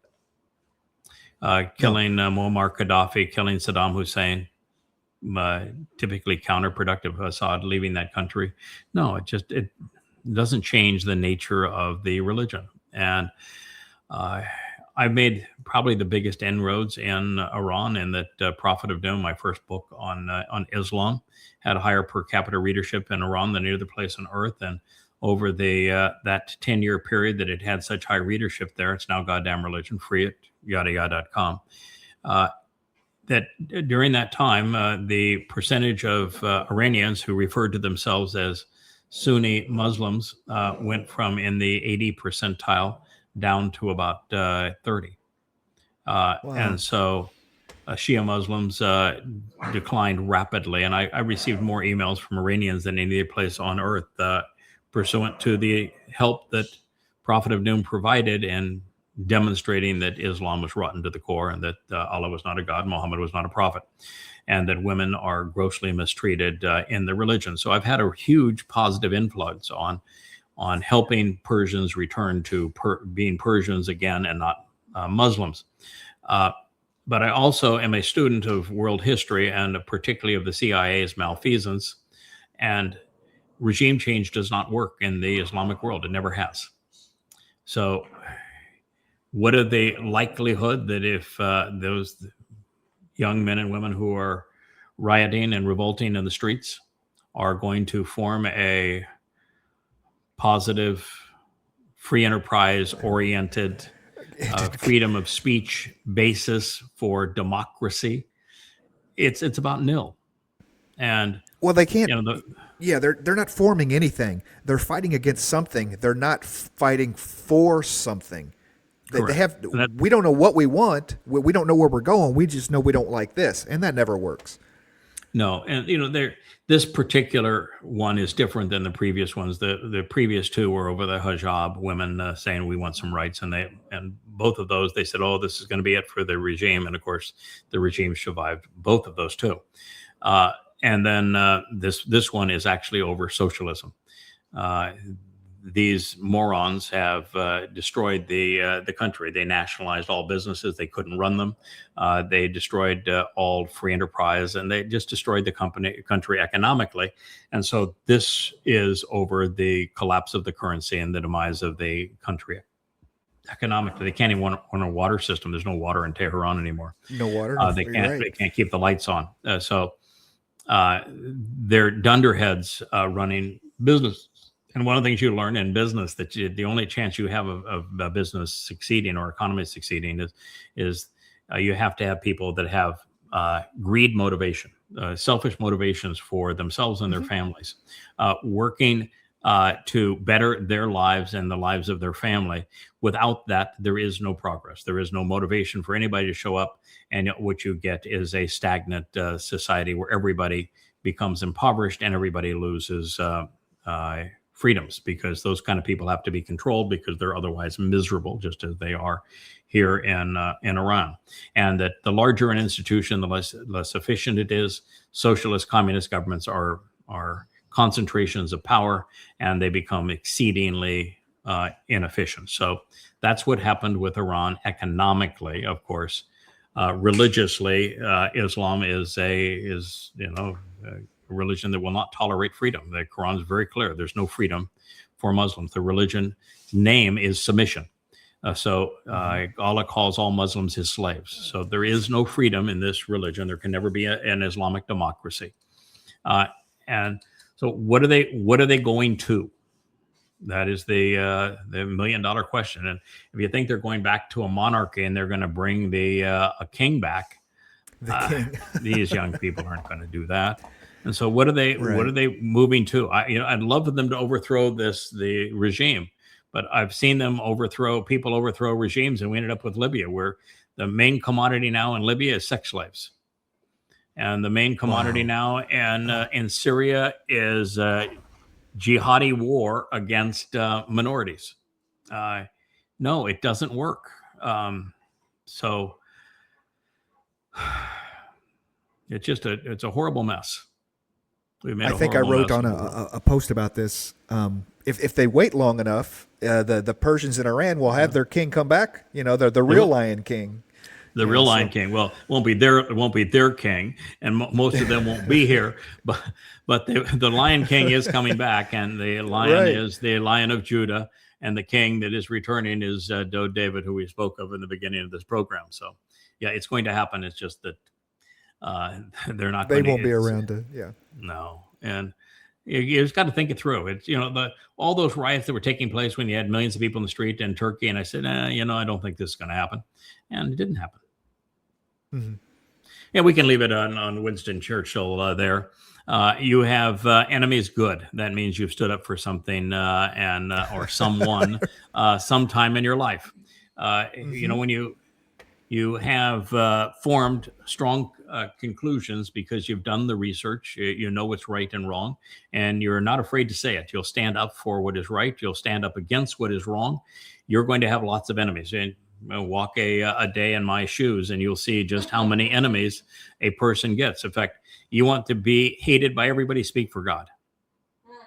Yeah. Actually speak for YAHOWAH and see how many people hate you that will call you Satan when you are speaking for YAHOWAH. Because you're speaking for YAHOWAH, that first guy is his son, not Jesus.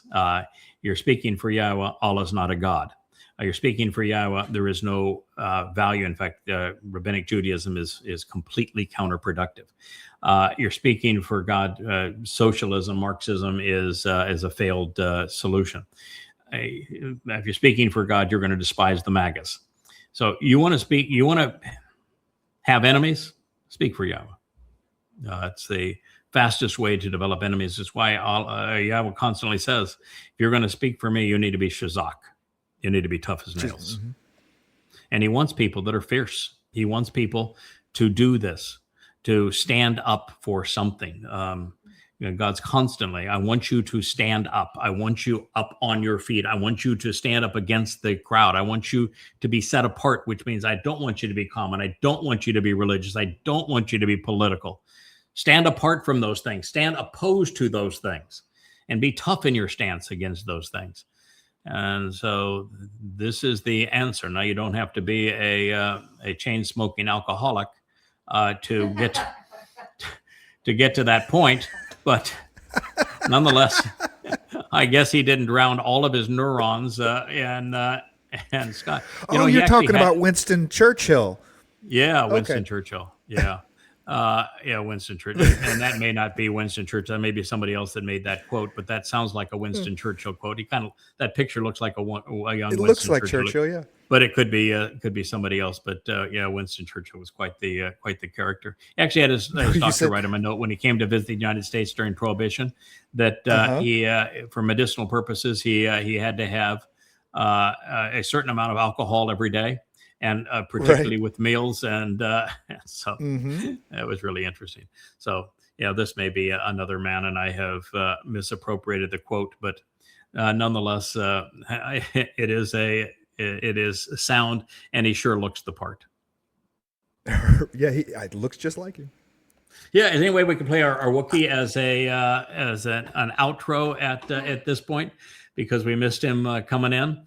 I love the Wook. We pay him the big bucks to do this kind of work, and so we're kind of hoping that he can earn his keep. We pay him in rabbit ears. Hey kid, you got it right. This is Yada's vlog on a blog. Catch it with us now.